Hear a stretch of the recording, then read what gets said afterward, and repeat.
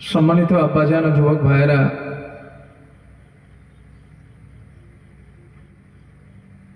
আমরা এখানে আজ উপস্থিত হয়েছি, একত্রিত হয়েছি আল্লাহ পাকের কথা এবং রসুলের মুখনিসৃত বাণী শোনার জন্য। ঠিক তো নাকি? এই দুটো জিনিসের মধ্য দিয়ে আমরা যেন আমাদের এহ জীবন ও পরজীবনকে আলোকময় বানাতে পারি। যেহেতু একজন মানুষের সফলতা এবং বিফলতা মানদণ্ড নির্ণয় করে ঈমানের উপর। এই পৃথিবীতে একটা মানুষ অনেক টাকার অর্থের মালিক, অনেক অর্থের সম্পদের মালিক, কিন্তু লোকটার ভিতরে তাকওয়া নেই, লোকটা মুত্তাকি না, ঈমানদার না, ওই ব্যক্তিটার জীবন বিফল। আর একজন রিক্সা চালক দিন আনা খেতে পায় না, কোনো রকম সংসার চালান, কিন্তু ওই লোকটা পূর্ণাঙ্গ মুত্তাকি, পূর্ণাঙ্গ ঈমানদার, ওই লোকটার জীবন সফল। আমার সাথে কি আপনারা একমত?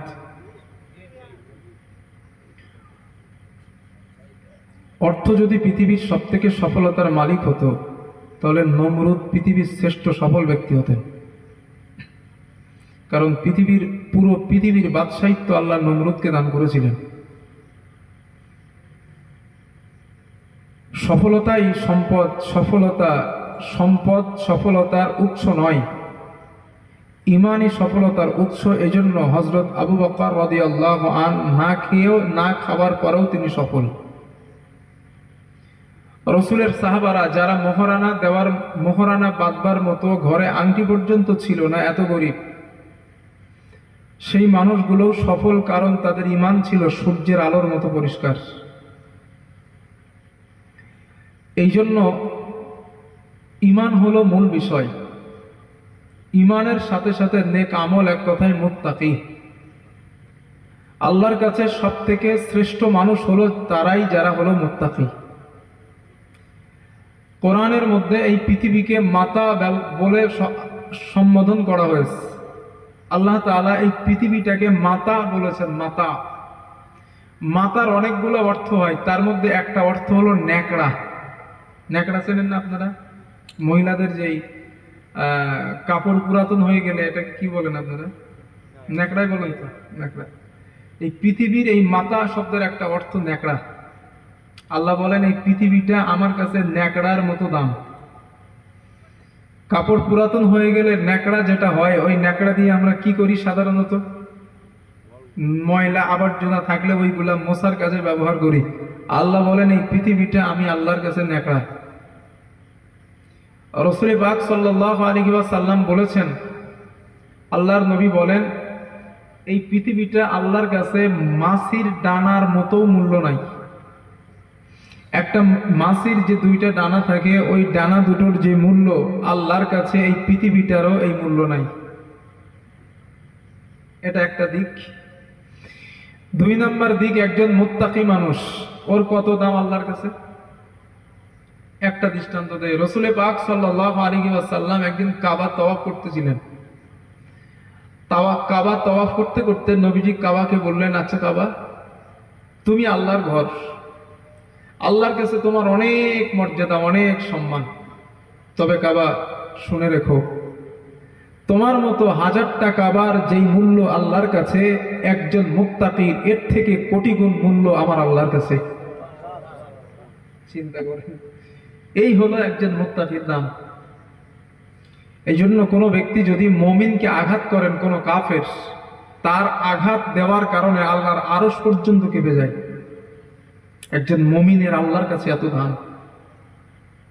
এই জন্য মূল বিষয় হলো মুমিন মুত্তাকি হওয়া। যে মুত্তাকি হতে পেরেছে বা মুত্তাকি অবস্থায় দুনিয়া ছাড়তে পেরেছে, তার মতো সফল ব্যক্তি আর কেউ নাই। ওয়া উদখিলাল জান্নাতা ফাকাদ ফাজ। রব বলেন আমি যারে জাহান্নামের ধার থেকে মুক্তি দিয়ে জান্নাতে প্রবেশ করাবো, ওই ব্যক্তি হলো সফল। আর জাহান্নাম থেকে মুক্তি পেয়ে জান্নাতে তারাই যাবে যারা মুত্তাকি। কথা বুঝে আসছে ইনশাআল্লাহ? একটা আয়াতের মধ্যে, একটা আয়াতে আল্লাহ তাআলা বলেন, ওয়া আম্মা মান খাফা মাকামা রাব্বিহি ওয়া নাহান নাফসা আনিল হাওয়া। যেই ব্যক্তি আমি আল্লাহকে ভয় করার নীতি অবলম্বন করেছে এবং নফসের দাবি পূরণ করেনি। নফস বলেছে মিথ্যা বলতে, বান্দা বলছে না আমি মিথ্যা বলবো না, কারণ আমি আমার আল্লাহকে ভয় করি। নফস বলেছে তুমি সুদ খাও, হারাম খাও, বড়লোক হয়ে যাবে, বান্দা বলছে না হতেই পারে না, আমি আল্লাহকে ভয় করি, হারাম খাবই না আমি। নফস বলেছে নামাজটা ছেড়ে দাও, কেন নামাজ পড়ে এখন সময় নষ্ট করবে, চায়ের দোকানে বসো, আড্ডাই আর কি দাও, এটাই ঠিক আছে। বান্দা যে মুত্তাকি হবে সে বলবে না না না না আমি নামাজ পড়বো, কারণ আমি আমার আল্লাহকে ভয় করি। তাই রব বলেছেন যেই ব্যক্তি আমি আল্লাহকে ভয় করার নীতি অবলম্বন করলো এবং নফসের খেয়াস দাবি পূরণ করে নাই, ফাইন্নাল জান্নাতা হিয়াল মাওয়া, ওই বান্দার জন্য আমার নিয়ামত পরিপূর্ণ জান্নাত রেডি, মরবে জান্নাত দেব। এটা হলো ঈমানদার মুত্তাকি। এই জন্য মুত্তাকির দাম আল্লাহর কাছে অনেক বেশি। এখানে আমরা যত মানুষ উপস্থিত আছি, আজ সিদ্ধান্ত নেন, এই আজকের আলোচনা শোনার পর আমার স্নেহভজন বন্ধুবর, আমার মানুষের ভাইয়ের কাছ থেকে আলোচনা শুনেছেন এবং আমার কাছ থেকে শুনবেন, আল্লাহ যদি শোনান, সিদ্ধান্ত নেন আমরা মুত্তাকি হবার সিদ্ধান্ত নিয়ে বাড়ি যাবো ইনশাল্লাহ। এখন মুমিন কারা, আগে কিছু কথা কিছু আয়াত একটু বলি, আমরা একটু অ্যানালাইসিস করে দেখি আমরা এই মুমিনের কাতারে পড়ি কিনা। আমি চতুর্দিক থেকে হয়তো অ্যাঙ্গেল টেনে আপনাদেরকে একটা বিষয় বোঝাবো, একটু মনোযোগ দিবেন, আশা করি পুরো বুঝে ফেলবেন ইনশাল্লাহ। নাম্বার 1, ওই মুমিন কারা? 1 নাম্বার, পরিপূর্ণ মুমিন আল্লাহর কাছে কারা, তাদের বৈশিষ্ট্য গুণগুলো কি হবে। সব বলার সময় পাবো না, তবে যতটুকু বললে হয় ততটুকু বলছি। নাম্বার 1, আল্লাহ তাআলা বলেন মুমিন হলো ওই ব্যক্তি ওয়াইদা তুলিয়াত আলাইহিম আয়াতু, যখন আমার বান্দাদের সামনে, ঈমানদারের সামনে কোরআনের আয়াতগুলো তেলাওয়াত করা হয়, যাদাতহুম ঈমানা, তাদের ঈমান বেড়ে যায়। এখন কোরআনের আয়াত শুনলে আপনার ঈমান বাড়ে না শুনতে ইচ্ছা করে না, সেটা আপনি জানেন, ঠিক তো ভাইজান? কোরআনের আয়াত শুনলে শুনতে ইচ্ছা করে, যদি ইচ্ছা করে মনে করবেন আপনার ঈমান বাড়তেছে, আর যদি মনে করেন না ভাল লাগে না আর বাড়ি যাই, লোক কুটুম তো আছে, এখন একটু গল্প টল্প করি, বেইবিন তো মোটে আসে না, আজ তো আসছে একটু চান্স পাইছে একটু গল্প করি, এই ফিলিংস টেন্ডেন্সি যদি আপনার মধ্যে জাগ্রত হয়, মনে করবেন ঈমানের সমস্যা আছে। আর যদি ইচ্ছা হয় না না কোরআন তেলাওয়াত হচ্ছে আরো শুনি, ভালো লাগে যে আল্লাহর কথা, মনে করবেন আপনার ঈমান বাড়তেছে, আপনি মুমিন। 2 নাম্বার, ওয়া আলা রাব্বিহিম ইয়াতাওয়াক্কালুন, যারা ঈমানদার তারা আল্লাহর উপরে ছাড়া কারো উপরে ভরসা করে না। যে কোনো ক্ষেত্রে বালা মুসিবত আসবে, ব্যবসায় লস হবে, বাড়িতে কোনো বিপদ হয়েছে, এভরিথিং, যে কোনো ক্ষেত্রে ঈমানদার যেই ব্যক্তি দাবি করেন যে আমি ঈমানদার, আমি মুমিন, সে আল্লাহর উপরে ছাড়া কারোর উপরে ভরসা করতে পারে না। এখন আপনি জানেন আপনি বিপদে পড়লে মানুষের উপরে ভরসা করেন না আল্লাহর উপরে করেন, এটা আপনি জানেন। আমি ঔষধ দিচ্ছি, খাবেন কিনা আপনি দেখেন, এটা আপনি ঠিক করেন। যে ব্যক্তি ঈমানদার হবেন তার ভরসা আল্লাহর উপরে হবেন। বুখারীর একটা বর্ণনায় আসছে, রাসূল সাল্লাল্লাহু আলাইহি ওয়াসাল্লাম বলেছেন, তোমার স্যান্ডেলের ফিতা যদি ছিঁড়ে যায়, জুতোর ফিতা ছিঁড়ে যায়, ওটাও আল্লাহর কাছে বলো, ওর ভরসাও আল্লাহর উপরে করো, আল্লাহ তোমার জুতোর ফিতের ব্যবস্থাও করে দেবেন। চিন্তা করেন একবার, এত নিকৃষ্ট একটা বস্তু ছিঁড়ে গেছে, আল্লাহর উপরে ভরসা করো, আল্লাহ ওই ফিতের ব্যবস্থাও করে দেবেন। অসুস্থ হইলে তো দৌড় দিয়ে ডাক্তারের কাছে, হ্যাঁ ডাক্তারের কাছে যান, ডাক্তার দেখানো, চিকিৎসা করা সুন্নাত, ঠিক আছে, তবে ভরসা রবের উপরে হবে। আল্লাহ দিয়েছেন নবীর তরিকায় চিকিৎসা হচ্ছে, তবে বাকি দায়িত্বটা আপনার, সুস্থতার মালিক আপনি, কারণ আপনি তো সেই রব, ওয়াইদা মারিদতু ফাহুয়া ইয়াশফিন, আপনি রোগ দেন, আপনি সুস্থ করেন। নিয়ে যাচ্ছি চিকিৎসা হতে, সুস্থতার মালিক আপনি, ভরসা আল্লাহর উপরে। টাকা পয়সা নাই, ব্যবসায় লস খাইছেন, এখন চিন্তা করতেছেন কেউ একজন আপনার যুক্তি দিল যে অমুক পীর সাহেবের মাজারে গিয়ে মান্নত করলে মোটামুটি ব্যবসায় ঠিকঠাক হয়ে যাবে, আপনি গিয়ে মান্নত করা শুরু করছেন। এখন আল্লাহর কিষান হয়তো কোন রকম হয়ে গেছে, মান্নত টান্নত করে আল্লাহ দেশে আপনার ব্যবসায় বরকত, আপনি আরো 10 জনের বলছেন আরে পীর সাহেবের মাজারে গিয়ে মান্নত কর, না মান্নত করলেই ব্যবসায় লাভ, আপনি শেষ। আপনি শুধু শেষ হলেন না, 10 জনকে আপনি শেষ করলেন। এই জন্য ওয়ালা রাব্বিহিম ইয়াতাওয়াক্কালুন, ভরসা হবে একজনের উপরে, তিনি কে? আল্লাহ তাআলা। এটা হলো মুমিন। নাম্বার 3, আল্লাহ পাক বলেন وعباد الرحمن الذين يمشون على الأرض هونا وإذا خاطبهم الجاهلون قالوا سلاما।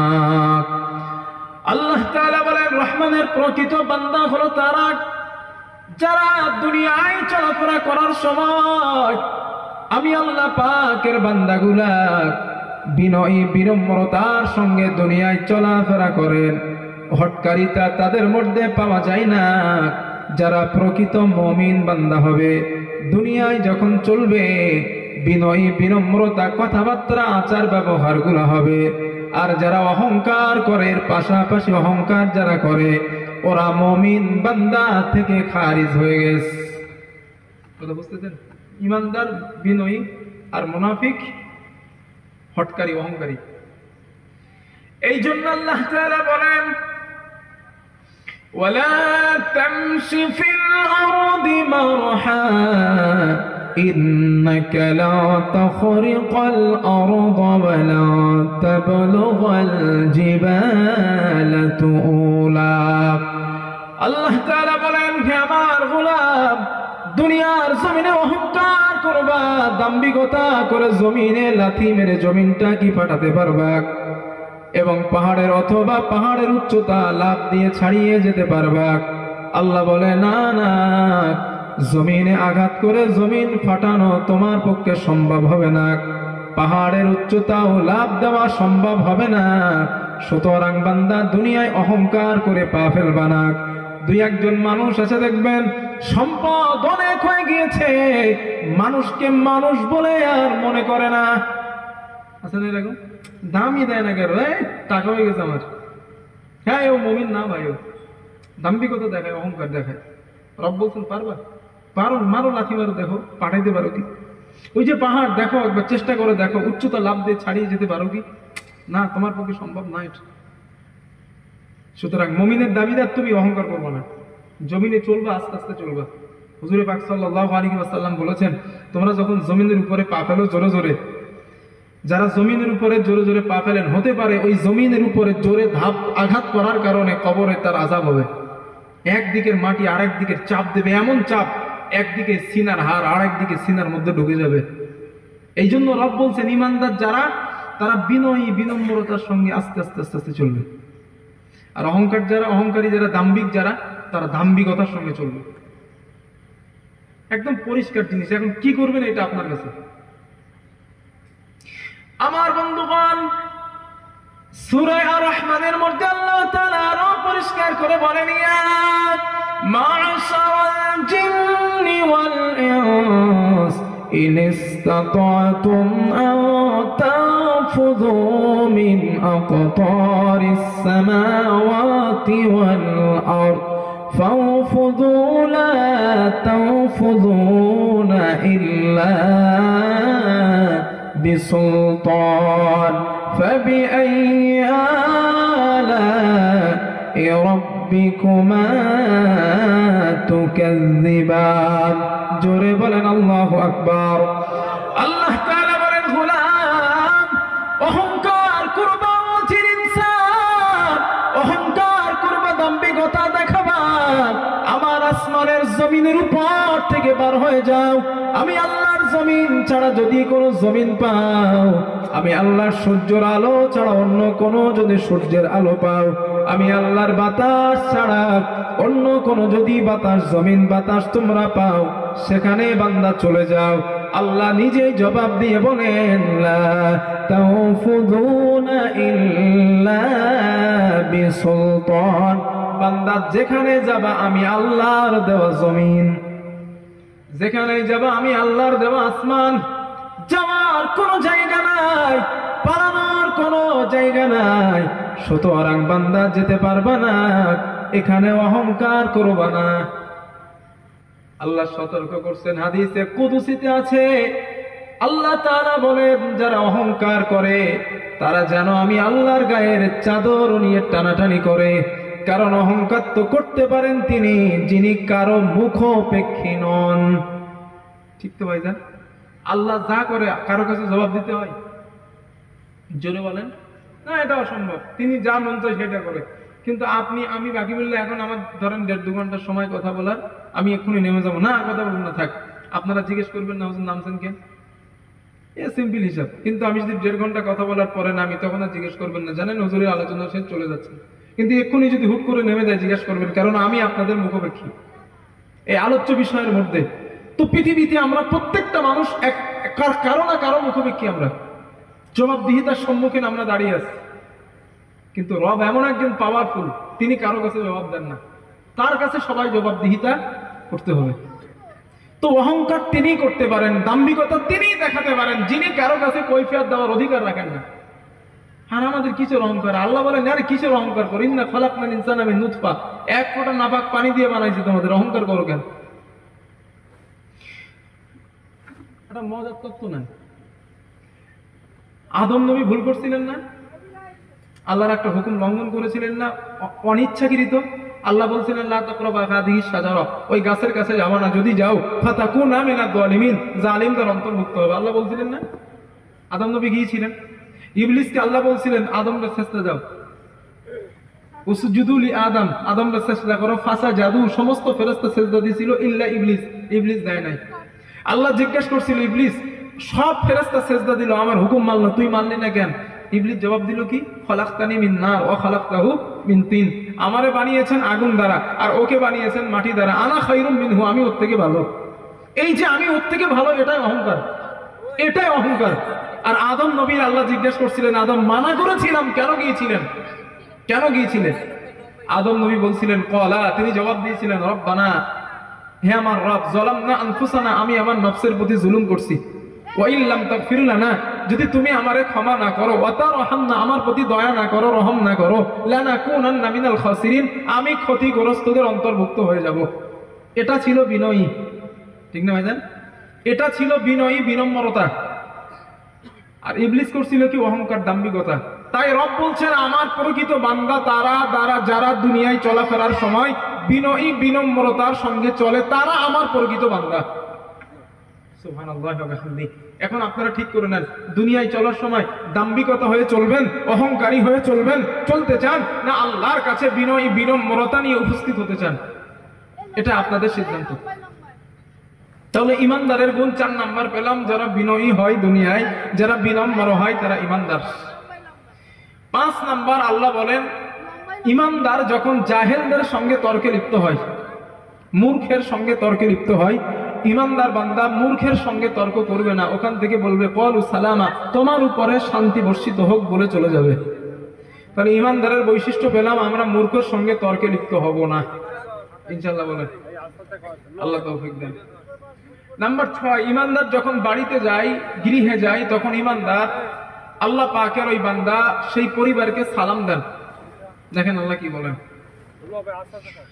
আল্লাহ রাব্বুল আলামিন বলেন ইয়া আইয়ুহাল্লাযীনা আমানু লা তাদখুলু বুয়ুতান গায়রা বুয়ুতিকুম হাত্তা তাস্তানিসু ওয়া তুসাল্লিমু আলা আহলিহা। আল্লাহ তাআলা বলেন ইমানদাররা, এই যে আল্লাহ বলেন ইমানদার, আল্লাহ পাক বলেন ইমানদাররা, তোমরা যখন কোন গৃহে প্রবেশ করবা বা নিজের বাড়িতে তোমরা যাবা, তোমরা ওই পরিবারকে হালকে সাল্লিম আলাইহিম, তোমরা তাদেরকে সালাম দিবা, তাদের কাছ থেকে অনুমতি নিবা। এই আয়াতটা যখন নাজিল হয়, রাসূলুল্লাহ সাল্লাল্লাহু আলাইহি ওয়াসাল্লামের একজন সাহাবা দাঁড়ায় বললেন, ইয়া রাসূলুল্লাহ, আমি যদি আমার মায়ের ঘরে প্রবেশ করি, আমার মায়ের কাছ থেকে অনুমতি নেওয়া লাগবে, সালাম দেওয়া লাগবে। আল্লাহর নবী বলেন, ও আমার সাহাবা, তুমি কি তোমার মাকে নেকেট অবস্থায় দেখতে চাও? ওই সাহাবা বললেন, লা না ইয়া রাসূলুল্লাহ, কখনো না। আল্লাহর নবী বলেন, তাহলে মায়ের ঘরে যাওয়ার আগে মায়ের কাছ থেকে অনুমতি নিবা, মাকে সালাম দিবা। এর মানে হলো ইমানদার যখন বাড়িতে প্রবেশ করে বা কোনো মুসলমানের বাড়িতে যায়, ইমানদার বান্দা সালাম বিনিময় করেন, ঠিক কিনা? তাহলে ইমানদার যারা সালাম দেয় তারা, তাহলে আজকে তুই সিদ্ধান্ত নেন, বাড়িতে যাওয়ার পরে জলসা শেষ করে বাড়ি যাব, পরিবারে যারা আছে সালাম দেবো ইনশাল্লাহ। দেবেন তো ইনশাল্লাহ? লজ্জা করার কিছু নেই। হ্যাঁ, বাড়ি গেলাম আসসালামু আলাইকুম, আমি তো করি, আম্মা থাক বিবি থাক যেই থাক আসসালামু আলাইকুম বলে বাড়ি ঢুকলাম। তো সালাম দিলে ঘরে রহমত হয়।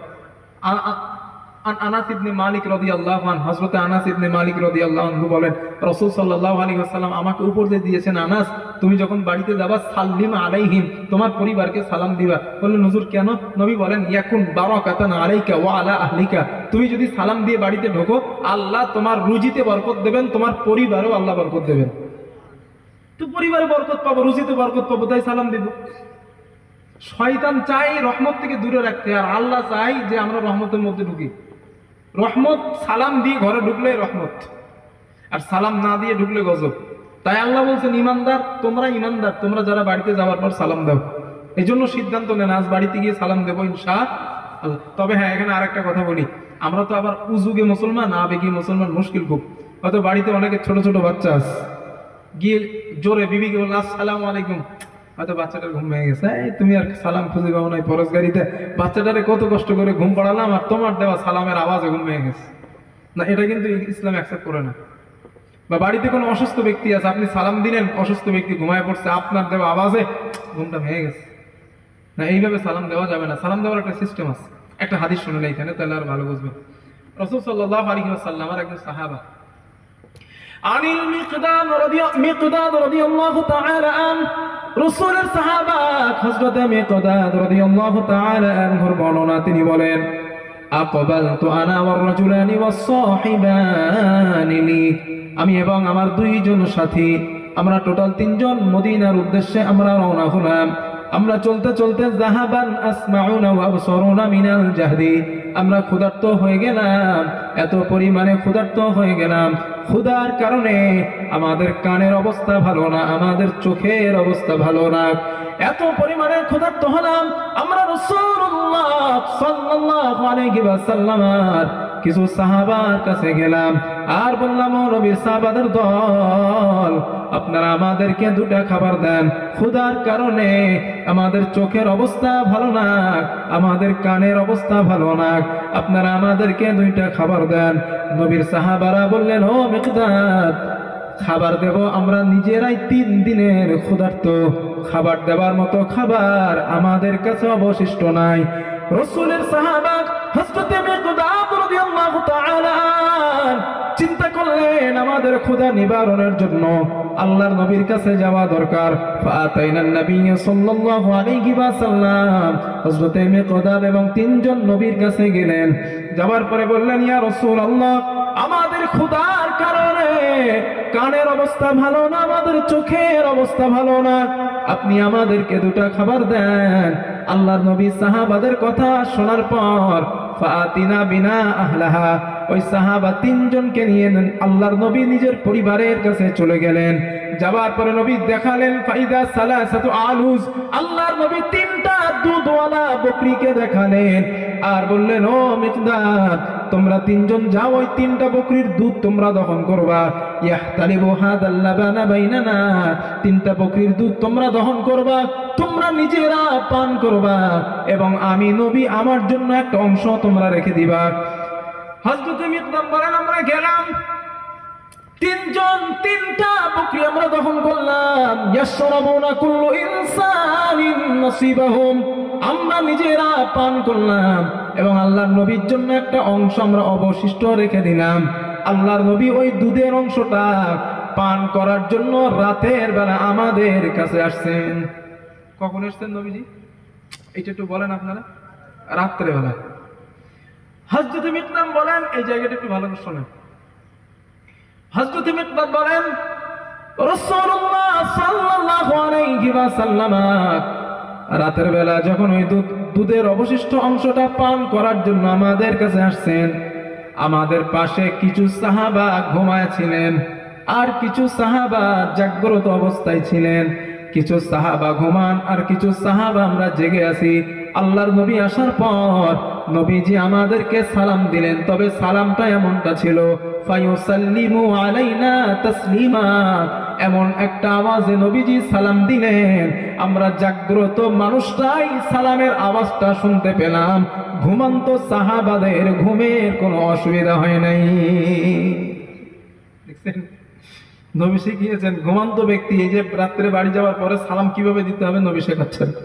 ঘুমন্ত ব্যক্তির যেন কোনো ডিস্টার্ব না হয়। তাই মিকদাম বলেন যে রাসূল সাল্লাল্লাহু আলাইহি ওয়াসাল্লাম ফায়ুসাল্লিমু আলাইনা তাসলিমা এমন ভাবে দিয়েছিলেন, আমরা জাগ্রত ব্যক্তিরা শুনতে পেয়েছিলাম যে রাসূল আমাদের সালাম দিয়েছেন, কিন্তু ঘুমন্ত সাহাবাদের কারো ঘুমের ডিস্টার্ব হয় নাই।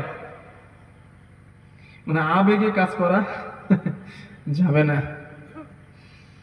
তাহলে ইমানদারের বৈশিষ্ট্য 6 নাম্বার, ইমানদার ব্যক্তি কারো গৃহে গেলে সালাম দেবেন। আসসালামু ক্বাবলাল কালাম, মুমিন ভাইয়ের সাথে দেখা হয়েছে সালাম দেন, দেখা হয়েছে সালাম দেন, সালামে প্রচুর বরকত। রাসূল সাল্লাল্লাহু আলাইহি ওয়াসাল্লাম বলেন, হাদিসটা আন ইমরান ইবনে হুসাইন রাদিয়াল্লাহু আনহু, হযরত ইমরান ইবনে হুসাইন রাদিয়াল্লাহু আনহু থেকে বর্ণিত, তিনি বলেন আমরা একদিন রাসূল সাল্লাল্লাহু আলাইহি ওয়াসাল্লামকে নিয়ে বসে আছি, যা রাজুলুন ইলা নবী সাল্লাল্লাহু আলাইহি ওয়াসাল্লাম, একজন ব্যক্তি আমাদের কাছে আসছেন। আসার পরে নবীজিকে বললেন আসসালামু আলাইকুম, এতটুকু কথা বলে ফারাদ্দা আলাইহি সুম্মা জালাসা, মানুষটা মাহফিলের মধ্যে বসে গেছে। রাসূল সাল্লাল্লাহু আলাইহি ওয়াসাল্লাম তার সালামের জবাব দিলেন। সুম্মা জাআ আখার, কিছু সময় পর আরেকজন ব্যক্তি আসছেন। আসার পরে নবীজিকে বললেন আসসালামু আলাইকুম ওয়া রাহমাতুল্লাহ, দুইটা বাক্য বলছেন। এই কথা বলার পর ফারাদ্দা আলাইহি সুম্মা জালাসা, লোকটা বসে পড়েছে। আরেকজন ব্যক্তি আসলেন, সুম্মা জাআ আখার, আরেকজন ব্যক্তি আসছে। আসার পর রাসূলুল্লাহ সাল্লাল্লাহু আলাইহি ওয়াসাল্লামকে আবার সালাম দিলেন, কিভাবে? আসসালামু আলাইকুম ওয়া রাহমাতুল্লাহি ওয়া বারাকাতুহু। এই তিনটা বাক্য বলার পর ব্যক্তিটা বসে পড়েছে। রাসূল সাল্লাল্লাহু আলাইহি ওয়াসাল্লাম বললেন, আমার আল্লাহ তোমার আমল নামায় 30টা নেকি লিখে দিয়েছেন। প্রথম ব্যক্তিটাকে নবী বলছিলেন 10টা, দ্বিতীয় ব্যক্তিটারে বলছেন 20টা, আর তৃতীয় ব্যক্তিটারে বলছেন 30টা।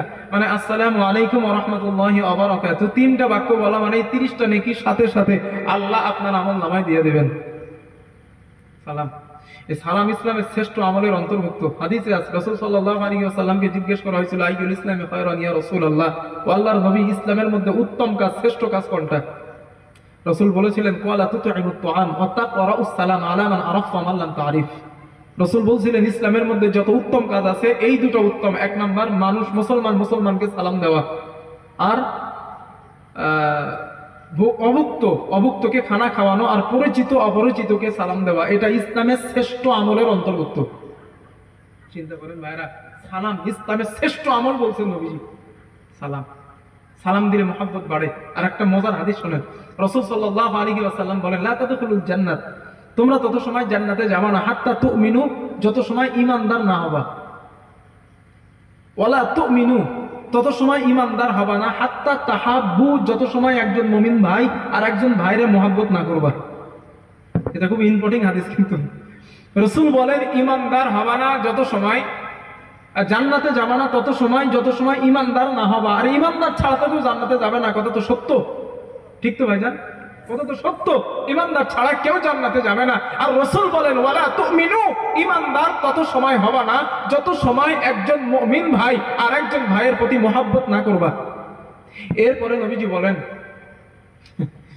আলা আদুল্লুকুম আলা শাইইন, আমি রাসূল তোমাদের কি এমন একটা বিষয় শিক্ষা দিব না যেই কাজটা তোমরা করলে তোমাদের মধ্যে মহব্বত ভালোবাসা পয়দা হবে?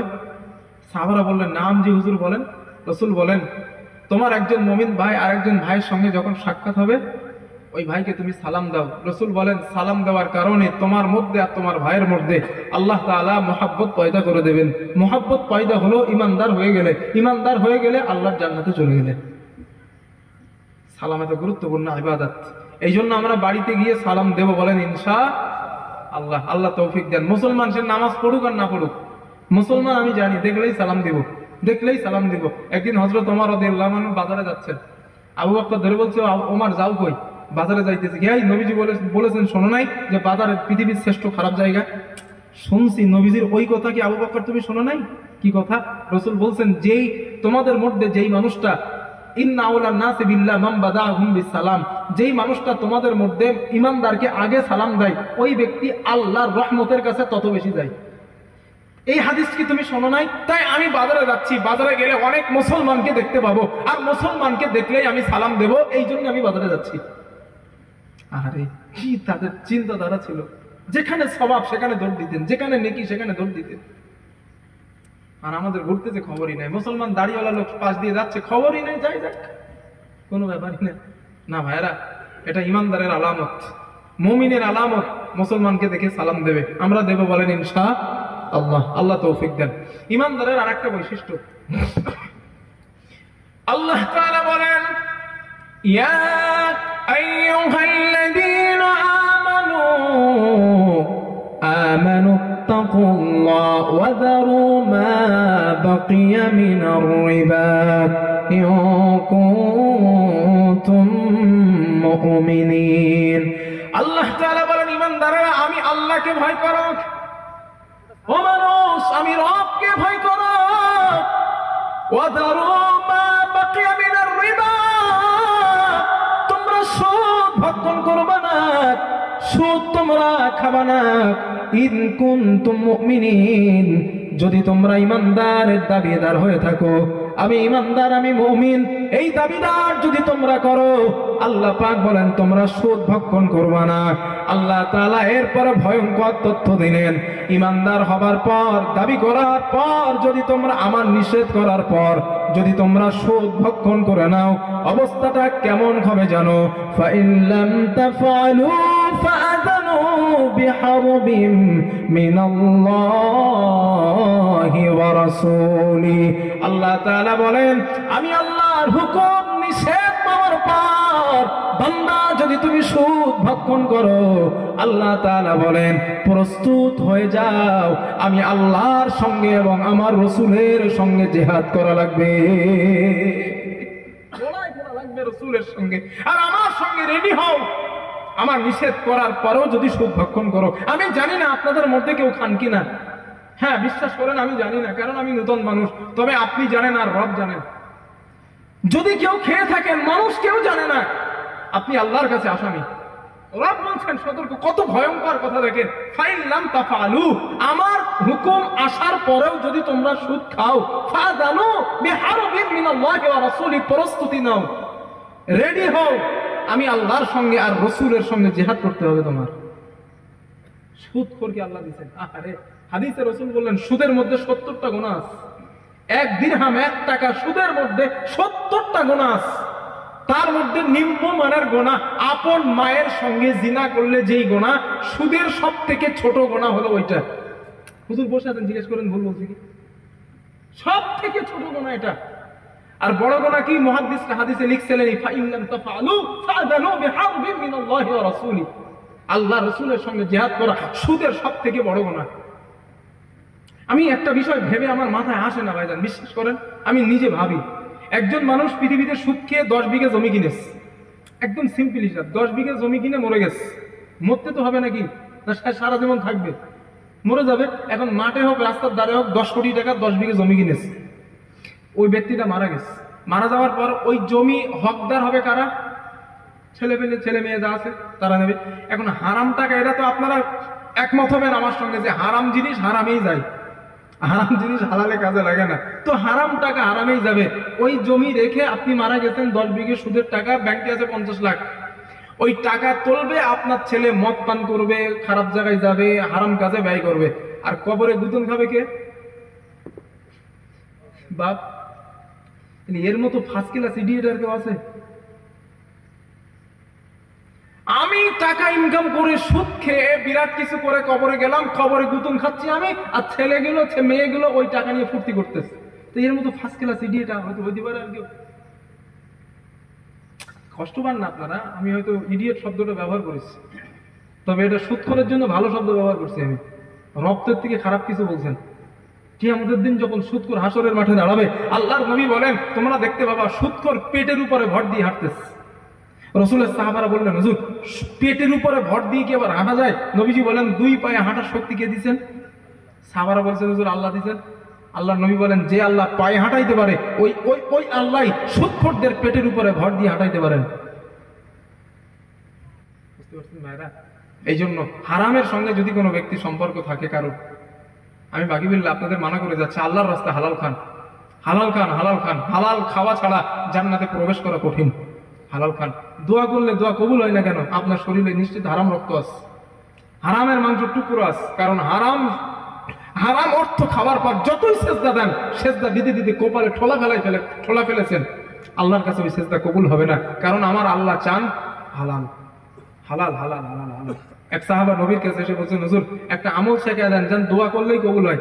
নবীজি বললেন, আমল কি আর বলবো, যা কণ্ঠনালী দিয়ে পেটের মধ্যে ঢোকাবা যেন ওইটা হালাল হয়। হালাল খেয়ে আল্লাহর কাছে দোয়া করলেই দোয়া কবুল। এই জন্য ভাইয়েরা, একসাথ খাবা না হোক, একসাথ খাবা না হোক, হারাম খান না, আল্লাহর রাস্তায় হারাম খান, হারাম খান না, হালাল খান। হালাল খেয়ে মরে যান, মরবেন জান্নাত, মরবেন জান্নাত একদম। শিরিক করেন না, 5 ওয়াক্ত নামাজ পড়েন, হালাল অর্থ উপার্জন করেন, মরেন জান্নাত। আমি গ্যারান্টি দিচ্ছি আল্লাহর উপরে ভরসা করে। 5 ওয়াক্ত নামাজ পড়েন, রমজানের ফরজ বিধানগুলো এক কথায় মেনে নেন, হালাল খান, হালাল খান আর সত্য কথা বলেন, সত্য কথা বলেন, হালাল খান, আল্লাহর ফরজ বিধান মেনে নেন, মরবেন জান্নাত। আর কিচ্ছু করতে হবে না দুনিয়ায়। যদি নফল ইবাদত একটাও না করেন, করার দরকার নাই। হালাল খান, সত্য কথা বলেন, কবরে যান, মরবেন জান্নাত। আল্লাহর উপরে ভরসা করে বলছি। আমি পড়াশোনা করে বলছি, বানায় বলছি না।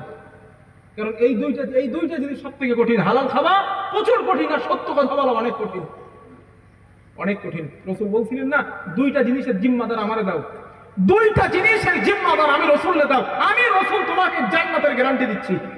1 নাম্বার জিহবা, তোমার জিহবার জিম্মাদার আমি রাসূলকে দাও। 2 নাম্বার তোমার লজ্জাস্থান, এই লজ্জাস্থানের জিম্মাদার আমি রাসূলকে দাও, গ্যারান্টি দাও, আমি রাসূল তোমার জান্নাতের গ্যারান্টি দিচ্ছি। আর এই 2টা জিনিসের জিম্মাদার দেওয়া বেশি কঠিন, কঠিন। যা হারাম খায় সব মুখ দিয়েই খাই, যা মিথ্যা বলি সব মুখ দিয়েই বলি, যা সমালোচনা গীবত করি সব মুখ দিয়েই করি। এই জন্য আমার ভাইরা, সাবধান, সাবধান। কয়দিন আর কয়দিন এই হয়ে গেছে। আমার আব্বাজান এই 14 দিন মতো হয়েছে, আব্বাজান মারা গেছে। 14 দিন আগে হঠাৎ আব্বাজান রাত্রে মারা গেছে। আমি সেদিন জলসায় আসছিলাম, আমি পশ্চিম মেদিনীপুর। বাড়িতে স্টেজ থেকে নেমে গাড়িতে উঠে সবে যাচ্ছি, আম্মা ফোন করেছে, তোমার আব্বার রমজান মাসে একবার হয়েছিল এই দমের কষ্ট, আমি ভেলোর টুলো নিয়ে গেছিলাম, তো এই ঠিক একই সমস্যা আব্বার হয়েছে। এসব নামাজ পড়েছে, আব্বার জামাত ছিল কলেজে, আমার বাবার, আমার আব্বুর জামাত ছিল কলেজে, মানে মসজিদ, মানে আব্বা মারা যাওয়ায় কিছু কিছু লোক এরকম বলছে, সেটা আমার কানে পরে খবর আসছে যে বাঘ মরে গেছে, ভালো হয়েছে। আমার কানে আজকের একদিন আমার সঙ্গে বলেছে যে বাঘ, আমার আব্বার গ্রাম্য নাম ছিল ইনশাল্লাহ। মানে আমার আব্বা এমন ইনশাল্লাহ বলতেন কাছে কাছে, ওনার নামটাই হয়ে গেছে ইনশাল্লাহ। আমার আব্বার ভালো নাম ছিল রশিদুল মন্ডল। আমি যদি বলতাম আমি রশিদুলের ছেলে, কেউ চিনতো না, আমার অনেক লোক চিনতো না, ইনশাল্লাহ বলে চিনতো। মানে আব্বুর নামটা এমন হয়ে গেছিল, ইনশাল্লাহ বলে বলে ইনি এমন একটা পর্যায়ে চলে গেছিলেন, নামটাই হয়ে গেছিল ইনশাল্লাহ।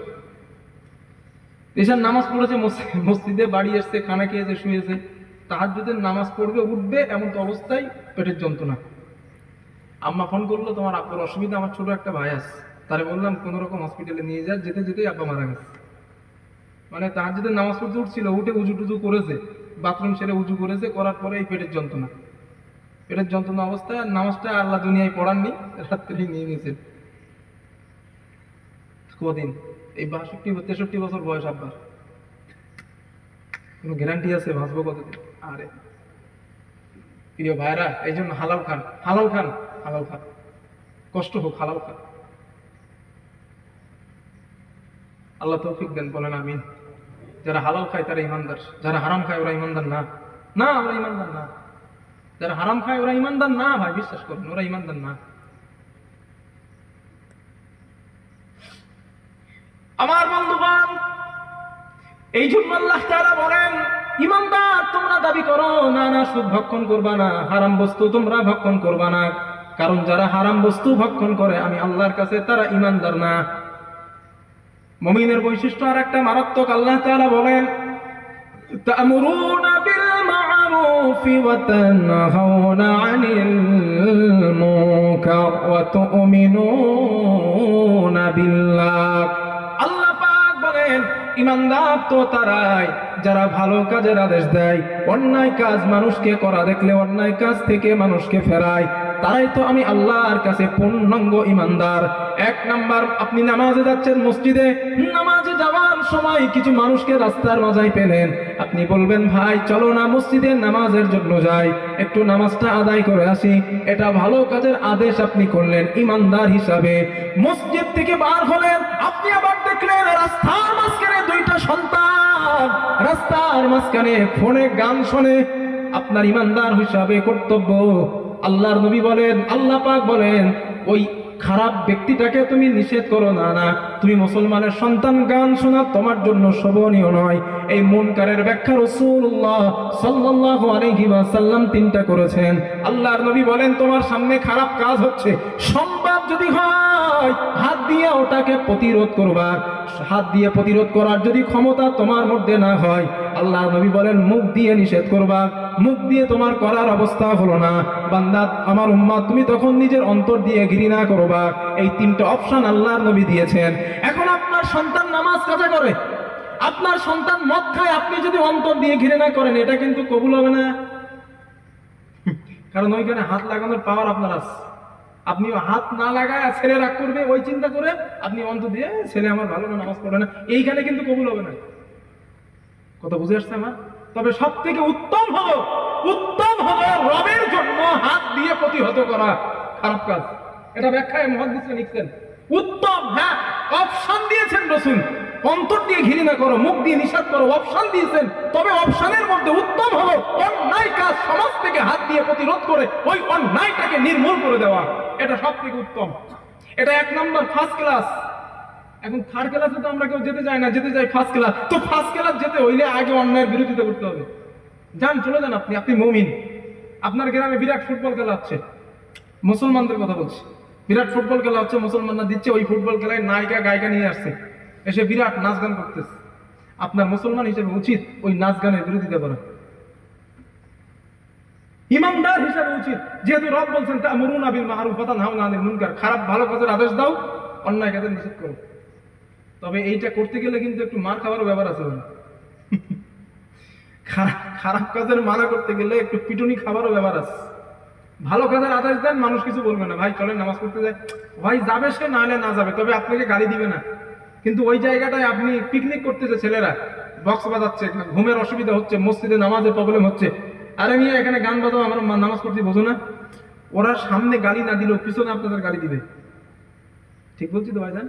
ওরা সামনে গালি না দিলেও পিছনে ওদেরকে গালি দিবে, কারণ তাদের পিকনিক করাই শয়তানের আনন্দটা, এই আনন্দটা আপনি নষ্ট করে দিতেন।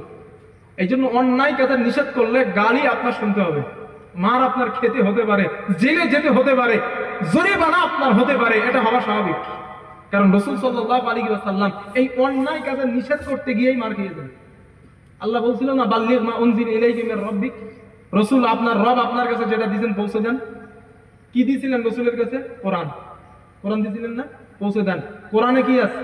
ধর্ষণ নিষেধ, জিনা নিষেধ, সুদ নিষেধ, ঘুষ নিষেধ, ডাকাতি নিষেধ, মুস্তানি নিষেধ, এগুলা নিষেধ। রাসূল মানা করলেন ডাকাতি চলবে না, সুদ চলবে না, ঘুষ চলবে না, যাকাত দাও, মুস্তানি চলবে না, নারীদের উপরে আকস্মাত হামলা করা যাবে না, সম্পদ অর্থের উপরে হামলা করা যাবে না, মুস্তানি রাহাজানি চলবে না। রাসূল নিষেধ করলেন রবকে আল্লাহ বলে মেনে নাও, আল্লাহকে রব বলে মেনে নাও, নামাজ পড়ো, রোজা করো, টাকাওয়ালারা যাকাত দাও, সমর্থন বান্দা হজে যাও।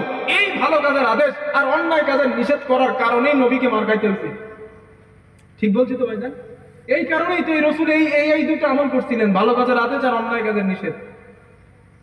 দুটো একটা দৃষ্টান্ত না, রাসূলুল্লাহ সাল্লাল্লাহু আলাইহি ওয়াসাল্লাম আল্লাহর নবী কাবার চত্বরে রাসূলুল্লাহ নামাজের জন্য গেলেন।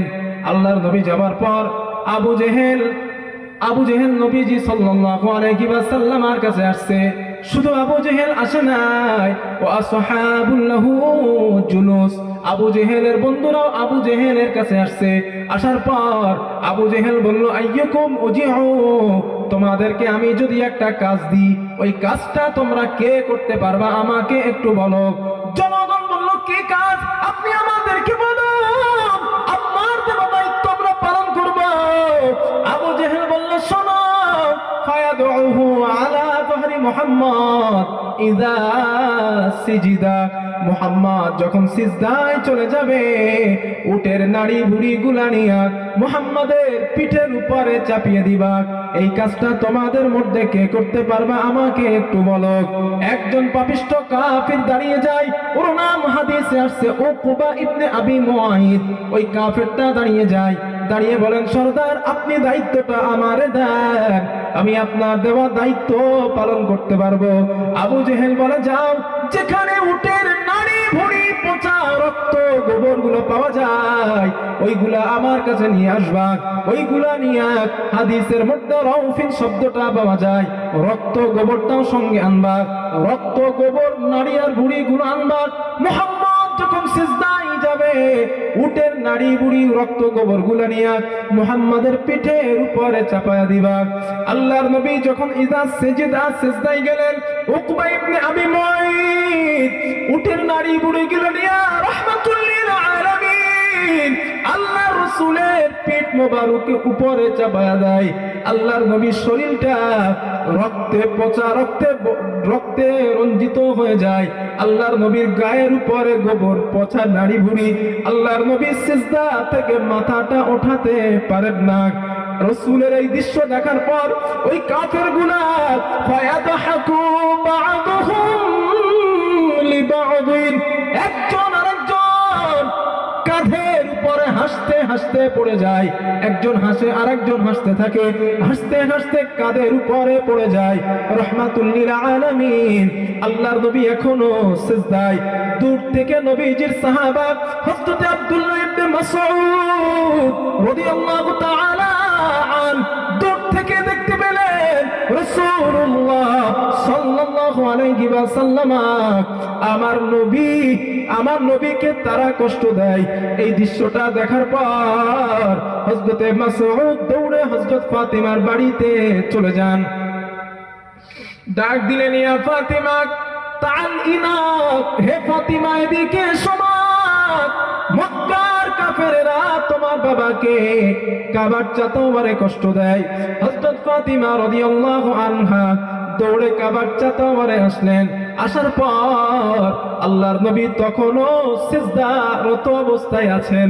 হযরত ফাতিমা আসলেন, রাহমাতুল লিল আলামিন আল্লাহর নবীর পিঠ মোবারক থেকে উটের নাড়ি ভুঁড়ি গুলো সরায় নিলেন। আল্লাহর রাসূলের হাত ধরে হযরত ফাতিমা আল্লাহর নবীর হাত ধরে উঠালেন। ওঠানোর পর ফাজালাত তাবকি তুকব্বিলুহু ফাতিমা, হযরত ফাতিমা আল্লাহর নবীকে চুমা দেয় আর কাঁদে, চোখের পানি ছেড়ে কান্না করে। আল্লাহর নবী জিজ্ঞাসা করলেন, মা ইয়াবকি কি ইয়া ফাতিমা, ও ফাতিমা কেন তুমি কান্না করো? মা কি জন্য তুমি কান্না করো? হযরত ফাতিমা বলেন, আব্বু قد شهب لونك وخوم لك ثيابك, ও আব্বু আপনার জামাটা ছিঁড়ে গিয়েছে, আপনার চেহারার রং রক্তে বিবর্ণ হয়ে গিয়েছে।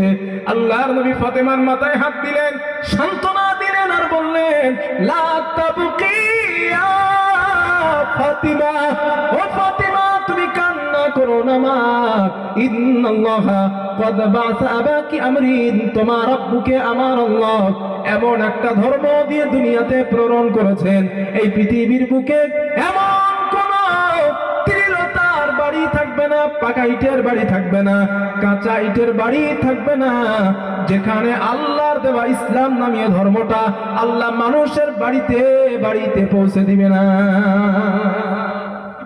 ফাতিমা একটু অপেক্ষা করো মা, লা তাবকি ইয়া ফাতিমা, ও ফাতিমা একটু অপেক্ষা করো মা, আমি তোমার আব্বা বলছি।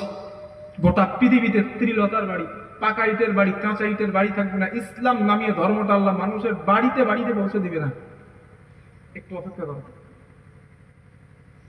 এখন আপনারা বলেন, নবীজির এই যে নির্যাতনা করলো কিসের জন্য? এই ভালো কাজের আদেশ আর অন্যায় কাজের নিষেধ। নবী তো অফার দেওয়া হয়েছে, এখন মানুষের জিজ্ঞেস করতে দেখেন, রসুলকে অফার দেওয়া হয়েছে, মক্কা সরকার হবা, সরকার বানায় দেব, ইসলামের দাওয়াত দাওয়া ছেড়ে দাও। রসুল বলছিলেন নো নেভার। রসুলকে অফার দেওয়া হয়েছে, তুমি যদি মক্কার মধ্যে সব থেকে ধনাঢ্য ব্যক্তি হতে চাও, তোমরা ধনাঢ্য ব্যক্তি বানায় দেওয়া হবে, ইসলাম ছেড়ে দাও, প্রচার করা ছেড়ে দাও। নবী বলেছিলেন অসম্ভব। রসুলকে অফার দেওয়া হয়েছিল, মুহাম্মদ সাল্লাল্লাহু আলাইহি ওয়াসাল্লাম তামাম মক্কার মধ্যে সবথেকে সুন্দরী নারীকে যদি বিয়ে করতে চাও বলো, সুন্দরী নারীর সঙ্গে বিয়ে দেওয়া হবে। ইসলাম ধর্ম প্রচার করা ছেড়ে দাও। নবী জবাব দিয়েছিলেন, আসমানের চন্দ্র ডান হাতে, সূর্য ডান হাতে আর বাম হাতে চন্দ্র যদি এনে দেন, আমি মুহাম্মদ আল্লাহর দেওয়া দায়িত্ব থেকে চুল পরিমাণ পিছু পাবো না।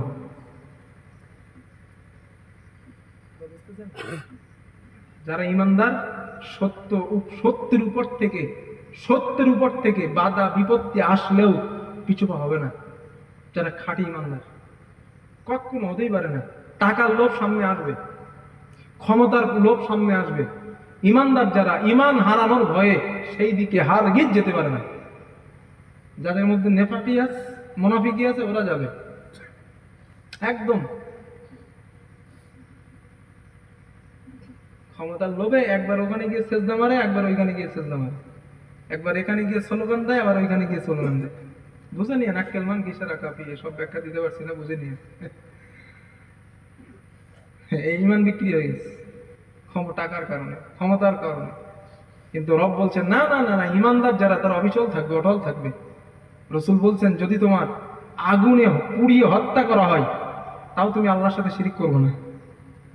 আর ইমানদার তারা আগুনে পুড়তে রাজি, মরতে রাজি, জীবন দিতে রাজি, রবের উপর থেকে ইমান হারাতে রাজি না। যারা পরিপূর্ণ ইমানদার, হারগিস না। রসুল তাই শেখাচ্ছেন, আরে আমি নবী, আমি রসুল হয়ে আল্লাহর পরে যেই মানুষটার মর্যাদা সব থেকে বেশি, ওই মানুষটা ভালো কাজের আদেশ, অন্যায় কাজের নিষেধ, সত্যের উপরে দাঁড়িয়ে থাকতে গিয়ে এই কষ্ট দেওয়া হয়েছে তারে। তোমরা তো উম্মাত, তোমাদের দিতে কত সময়। এই জন্য নবীর জীবনগুলো থেকে এই সবগুলো ফলো করা উচিত আমাদের। বিশেষ করে যেহেতু আমাদের টার্গেট জান্নাত, আমরা জান্নাতে যাব, আমাদের উচিত এইগুলো ফলো করা। আরেকটা হাদিস শোনেন, বাইনা রাসূলিল্লাহি সাল্লাল্লাহু আলাইহি ওয়াসাল্লাম, রাসূলুল্লাহ সাল্লাল্লাহু আলাইহি বাইনা রাসূলিল্লাহি সাল্লাল্লাহু আলাইহি ওয়াসাল্লাম ইউসাল্লি বিফিনাইল কাবা। আল্লাহর নবী অন্য আর একটা দিন ওই কাবার চাদরের নামাজের জন্য নবীজি আসলেন। ওই উকবা ইবনে আবি মুআইত নামীয় ব্যক্তিটা আবার ওই দিন রাসূলুল্লাহ সাল্লাল্লাহু আলাইহি ওয়াসাল্লামের কাছে আসছে। হাদিসে মুসলিমের বর্ণনায় দুইটা পাওয়া যায়। একটা বর্ণনায় পাওয়া যায় তার গায়ের রুমাল, চাদর, আর একটা বর্ণনায় আসে রশি। সে নিজে পাকালো, পেঁচানোর পর রাসূলুল্লাহ সাল্লাল্লাহু আলাইহি ওয়াসাল্লামের গলার মধ্যে ফাঁস লাগাইয়া দিয়েছে। আল্লাহর নবীর গলায় ফাঁস দিয়েছে, নবীজি নিঃশ্বাস নিতে পারেন না। আল্লাহর নবীর চক্ষুগুলো বার হয়ে যায়, নবীজি শহীদ হয়ে যাবে এমন অবস্থা হয়ে যায়। আল্লাহর নবীর সাহাবা হযরত আবু বকর সিদ্দিক রাদিয়াল্লাহু তাআলা দূর থেকে দেখতে পেলেন আমার নবীকে উকবা ইবনে আবি মুআইত কষ্ট দেয়। হযরত আবু বকর দৌড়ে আসলেন, আসার পর উকবাকে জোরে একটা ধাক্কা মেরে জমিনের উপরে ফেলে দিলেন। ফেলে দেওয়ার পরে আবু বকর বলেন, উকবা আতাকতুলুনা রাজুলান আইয়াকুলা রাব্বি আল্লাহ ওয়া ক্বাদ জাআতুকুম বিল বাইয়িনাতি মির রাব্বিকুম। উকবা, একটা মানুষকে এই কারণেই কি তোমরা হত্যা করবা যেই মানুষটা বলেন আল্লাহ আমার রব, ও জনগণ আল্লাহ তোমাদের রব, আর যিনি সুস্পষ্ট কিতাব নিয়ে দুনিয়াতে এসেছেন, এই কথা বলার কারণে মানুষটাকে কি তোমরা হত্যা করবা? হযরত আবু বকর উকবাকে বললেন, আরে মুহাম্মদ, আমার নবী তো তোমাদের এক আল্লাহর দাওয়াত দিয়েছেন, তোমাদের মস্তানি রাহাজানি চুরি ডাকাতি ছাড়তে বলেছেন, রাসূল তোমাদের নামাজ আদায় করতে বলেছেন, হজ করতে বলেছেন, যাকাত দিতে বলেছেন, আল্লাহকে রব মেনে নিতে বলেছেন, পরকাল হিসাব নিকাশ, জান্নাত জাহান্নাম বিশ্বাস করতে বলেছেন। এই কথা বলার কারণে মানুষটাকে কি তোমরা হত্যা করতে চাও? হ্যাঁ, এই দুইটা জিনিস, ভালো কাজের আদেশ, অন্যায় কাজের নিষেধ, তাই নবীকে এরা মারছে। হাদিস নাম্বার 3, আবু লাহাবের একটা ছেলে ছিল, তার নাম ছিল উতাইবা। ইমানের উপরে থাকার কি দেখেন, সাহায্য আল্লাহ করেন। ইমানের উপরে যারা অবিচল থাকে, অটল থাকে, বিপদ আসলেও আল্লাহ সাহায্য করেন। আবু লাহাবের একটা ছেলে ছিল, তার নাম ছিল উতাইবা। কি নাম একটু বলেন? উতাইবা। ওই উতাইবা চিন্তা করছেন নবীজিকে মারবে, খুব চেষ্টা করতেছে, কিন্তু হয় না। হাদিসে আসছে উতাইবা তা রাসূলুল্লাহ সাল্লাল্লাহু আলাইহি ওয়াসাল্লাম, একদিন উতাইবা রাসূল সাল্লাল্লাহু আলাইহি ওয়াসাল্লামের কাছে আসছে। আসার পর নবীজিকে বলছে, ওই কাবার চাদর হাতিমে নবীজি বসে কোরআন পড়তে যান, নবীজিকে বলছে, মুহাম্মদ সাল্লাল্লাহু আলাইহি ওয়াসাল্লাম, তুমি তোমার বাড়িতে গিয়ে কোরআন পড়ো, এখানে কোরআন পড়া যাবে না। ও চান্স খুঁজছে নবীকে মারবে, তাই নবী কিছু বললেই মারবে, এরকম একটা টার্গেট ওর। আল্লাহ নবী বলছে, উতাইবা কেন? এটা আল্লাহর গিরিহ, এখানে যার ইচ্ছা সে তার রবের ইবাদত করতে পারে, আমি করবো কেন? আমার বন্ধুগণ, রাসূলুল্লাহ সাল্লাল্লাহু আলাইহি ওয়াসাল্লাম এই কথা বলার পর উতাইবা আল্লাহর নবীকে গালাগালি করা আরম্ভ করেছে। শুধু গালি দেয় নাই, ওয়াতাফালা ফি ওয়াজহিহি ওয়া শাক্কা কমিসাক, উতাইবা আল্লাহর নবীর জামা ধরে টানাটানি শুরু করেছে। মানুষ তাকায়া তাকায়া দেখে উতাইবা আল্লাহর নবীর জামাটা টানতে টানতে ছিঁড়ে ফেলেছে। শুধু জামাটা ছেড়ে নাই, হাদিসের মধ্যে পাওয়া যায় ওয়াতাফালা ফি ওয়াজহিহি, আল্লাহর রাসূলের মুখের উপরে ওই উতাইবা থুতু নিক্ষেপ করেছে, কিন্তু ওই থুতুটা আল্লাহর নবীর চেহারার মুখের উপরে পড়ে নাই, থুতুটা পাশে পড়ে যায়। রাহমাতুল লিল আলামিন আল্লাহর রাসূল আল্লাহর কাছে দোয়া করলেন, আল্লাহুম্মা সাল্লিত আলাইহি কালবাম মিন কিলাবিক, ওয়া আমার আল্লাহ এই উতাইবার উপরে কুকুর জাতীয় হিংস্র কোন প্রাণীকে আপনি নিয়ে দেন। কুকুর জাতীয় হিংস্র কোন প্রাণী, সেটা বাঘ হইতে পারে, সিংহ হতে পারে, বা অন্য কোন প্রাণী হতে পারে। আল্লাহর নবী এই দোয়া করার পর ফাস্তুজিবা দুআউহু সাল্লাল্লাহু আলাইহি ওয়াসাল্লাম, আল্লাহর নবীর এই দোয়াটা সাথে সাথে আল্লাহর কাছে কবুল হয়ে যায়। কবুল হয়ে গেছে। কয়েকটা দিন চলে যাওয়ার পর উতাইবা ওইখানে আর কিছু না বলে বাড়ি গেছে। কয়েকটা দিন চলে যাওয়ার পর ফাকাদ খারাজা উতাইবা ফি নাফারি কুরাইশ, কুরাইশদের কিছু মানুষের সঙ্গে উতাইবা সফরে বার হয়েছে। চলতে চলতে ফানাজালু ফি মাকানিম মিনাশ শাম ইউকালু লাহু আয-যারকা, শামের জারকা নামক একটা এলাকা, ওই জারকা নামক এলাকায় তারা যাত্রা বিরতি দিয়েছে। ওই জারকা নামক এলাকায় তারা রাত যাপন করবে, রাতের বেলা তারা সেখানে ঘুমাবে। এই চিন্তা করে তাঁবু তৈরি করলো, তারা সেখানে রাত যাপন করবে। হঠাৎ উতাইবার সামনে তাকিয়ে দেখে ফাতাফা বিহিম আসাদুন তিলকাল লাইলা, একটা বিরাট হিংস্র সিংহ তাদের আশেপাশে ঘোরাফেরা করতেছে। বড় ভয়ঙ্কর সিংহ। উতাইবা বুঝতে পেরেছে আমি শেষ। কেন শেষ? কারণ ও সাথীদেরকে বলছে, তোমাদের মনে নাই মক্কায় যেদিন আমি মুহাম্মদকে গালি দিয়েছিলাম, মুখে থুতু দিয়েছিলাম, জামা ছেড়েছিলাম, ওই দিন মুহাম্মদ তার আল্লাহর কাছে আমার জন্য বদদোয়া করছিল, আল্লাহ এই উতাইবার উপরে কুকুর জাতীয় হিংস্র কোন প্রাণীকে নিয়ে নেন। আর আমি আজ বুঝতে পেরেছি মুহাম্মদ মক্কায় বসে তার আল্লাহর সঙ্গে যোগাযোগ করে এই শামের জারকা নামক এলাকায় আমাদের উপরে সিংহ লেলিয়ে দিয়েছে। আমি শেষ। হ্যাঁ, তাই হলো। রাতের বেলা ওই সঙ্গী যারা ছিল তাঁবুর চতুর্দিকে পাহারা দিচ্ছে, আর উতাইবা মাঝখানে ঘুমাচ্ছে। ওর মাঝখান দিয়ে উতাইবারে এসে সিংহ গলা ধরেছে। মুহাদ্দিসরা লিখেছেন যে সিংহের ভাষায় উতাইবাকে বলছিল, উতাইবা তুমি রসুলের সঙ্গে যেই গোস্তাকি করেছো, যেই রসুলের সঙ্গে ব্যবহারটা ওই দিন করেছিলে, আল্লাহ চাইলে আমি সিংহের মাধ্যমে হলেও গোস্তাকি রসুলের প্রতিশোধ আল্লাহ দুনিয়াতেই নিয়ে নেন। এর মানে হলো যারা রসুলদের গালি দেয়, যারা রসুলের সঙ্গে শানে কটূক্তি করেন, আল্লাহ ওদের দুনিয়াতেই ধরবেন, মরার পরে তো ধরবেনই, দুনিয়াতেও ওদের ধরবেন। আল্লাহ কিছুদিনের জন্য একটু ছাড় দিচ্ছেন, তবে অনন্তকালের জন্য আল্লাহ ছেড়ে দেবেন না। এই জন্য সত্যের প্রতীক যারা, তাদেরকে আল্লাহ সাহায্য করেন। দেখেন বদরের ময়দানের দিকে দেখেন, রাসূল সাল্লাল্লাহু আলাইহি সাল্লামের কাছে 313 জন সাহাবা, 313 জন। তাও এমন সাহাবা যাদের হাতে তরবারি নেই, কিছু কিছু সাহাবার হাতে তরবারি নেই, আছে ভোঁতা, ধারালো না, যারা জীবনে তরবারি হাতে করে নাই, যুদ্ধে পারদর্শী না, পেটে খাবার নেই, এমন সাহাবা 313 জন। আর অপর দিকে কাফের আছে 1000-এর বেশি। রাসূল মসজিদের কোনায় বসে দোয়া করলে পারতেন না যে আল্লাহ তোমার দিন তুমি বিজয় দাও, আমি বদরের মাঠে যাবো না, আমার সাহাবারা বড় দুর্বল। দোয়া কবুল হইতো না? দোয়া করলে জি কবুল হতো। নবীজি কেন গেলেন?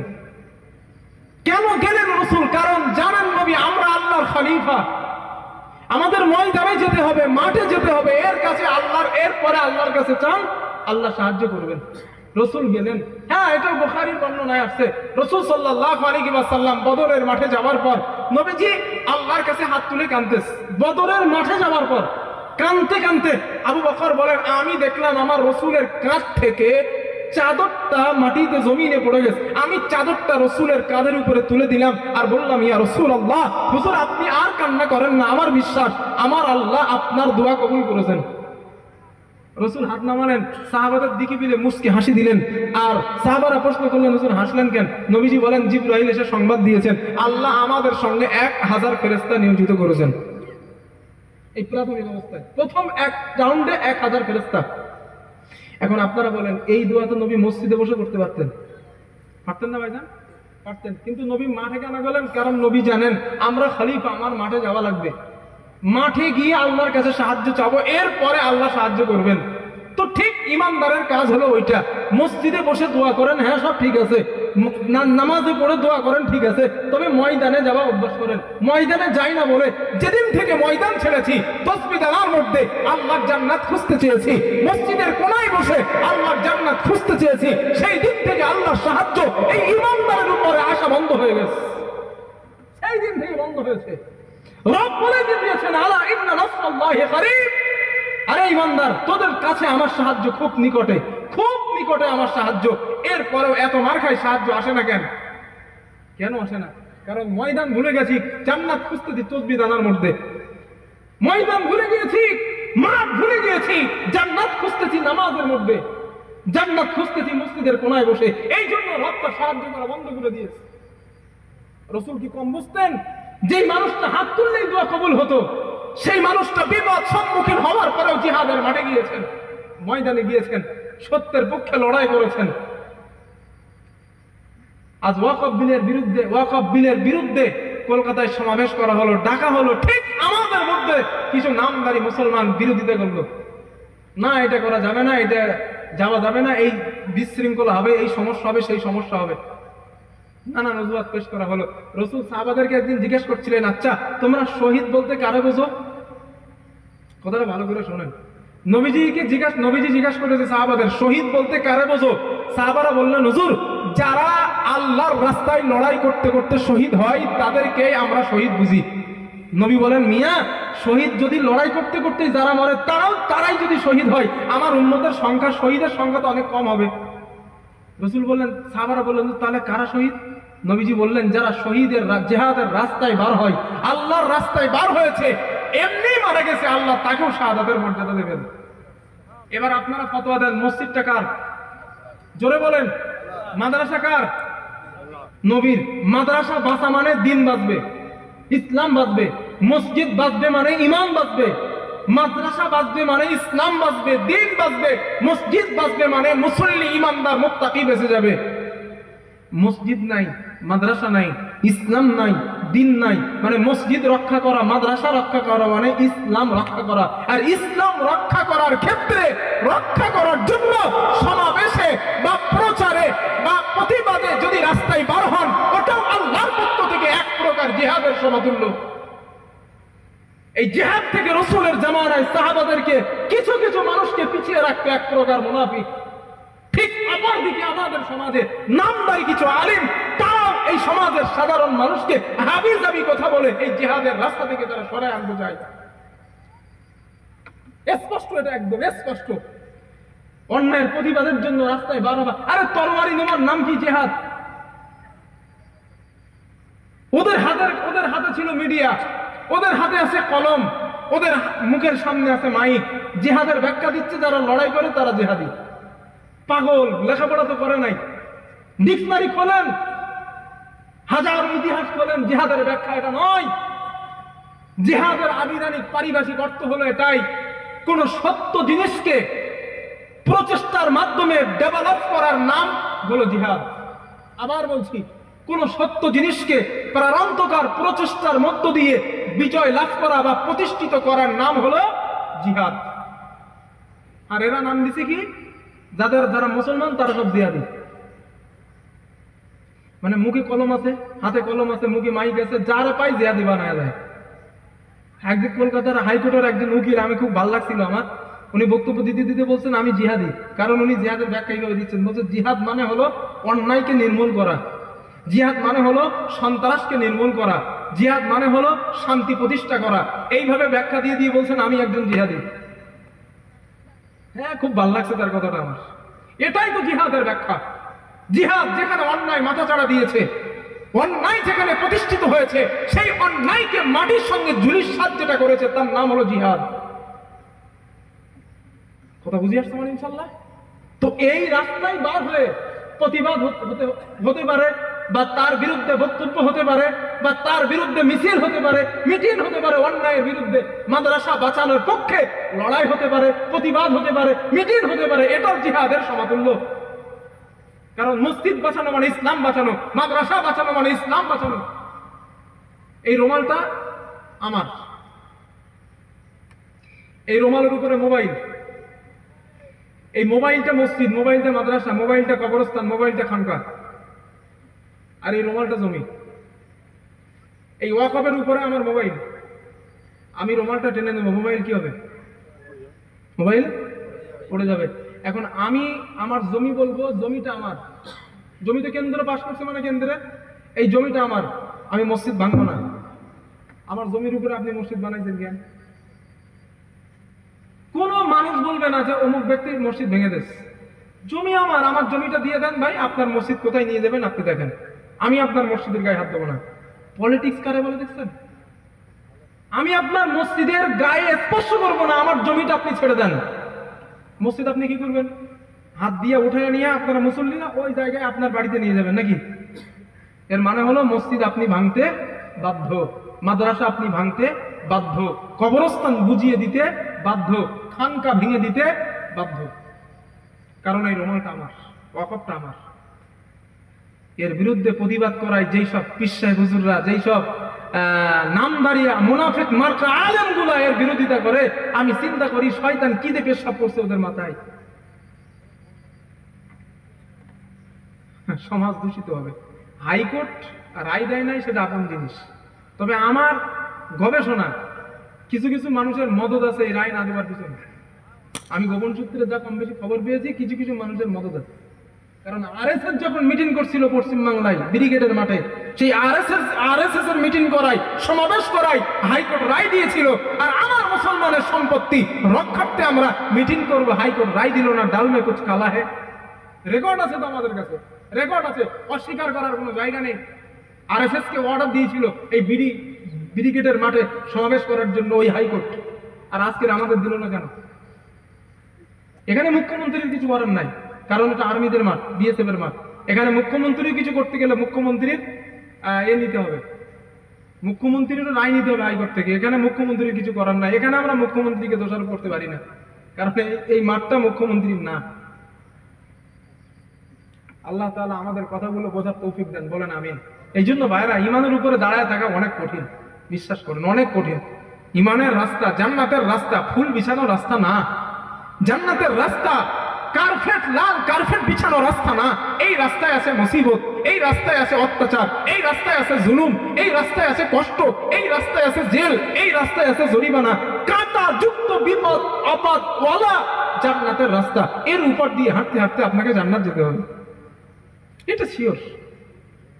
কেন যেতে হবে? একটা হাদিস শোনেন। রাসূলুল্লাহ সাল্লাল্লাহু আলাইহি ওয়াসাল্লাম কাবার চত্বরে ডান হাতটা নিজের মাথার নিচে দিয়ে আল্লাহর নবী সোহাগ হযরতে মাসউদ রাদিয়াল্লাহু আনহু ওনার নেতৃত্বে কিছু সাহাবা আল্লাহর নবীর কাছে আসলেন।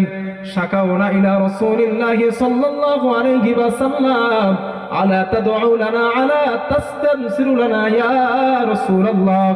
আল্লাহর নবীর কাছে আসলেন, আসার পরে বলেন, ইয়া রাসূলুল্লাহ, আমরা তো মার খেতে খেতে শেষ হয়ে গেলাম, কোন কাফের আমাদেরকে ছাড় দেয় না। তামাম মক্কায় আমাদের উপরে জুলুম করা হয়, নির্যাতন করা হয়, আমাদেরকে কাজে নেওয়া হয় না, আমাদের পাওনা টাকাটা আমাদেরকে দেওয়া হয় না। হুজুর যেখানে পায় আমাদের নির্যাতন করে।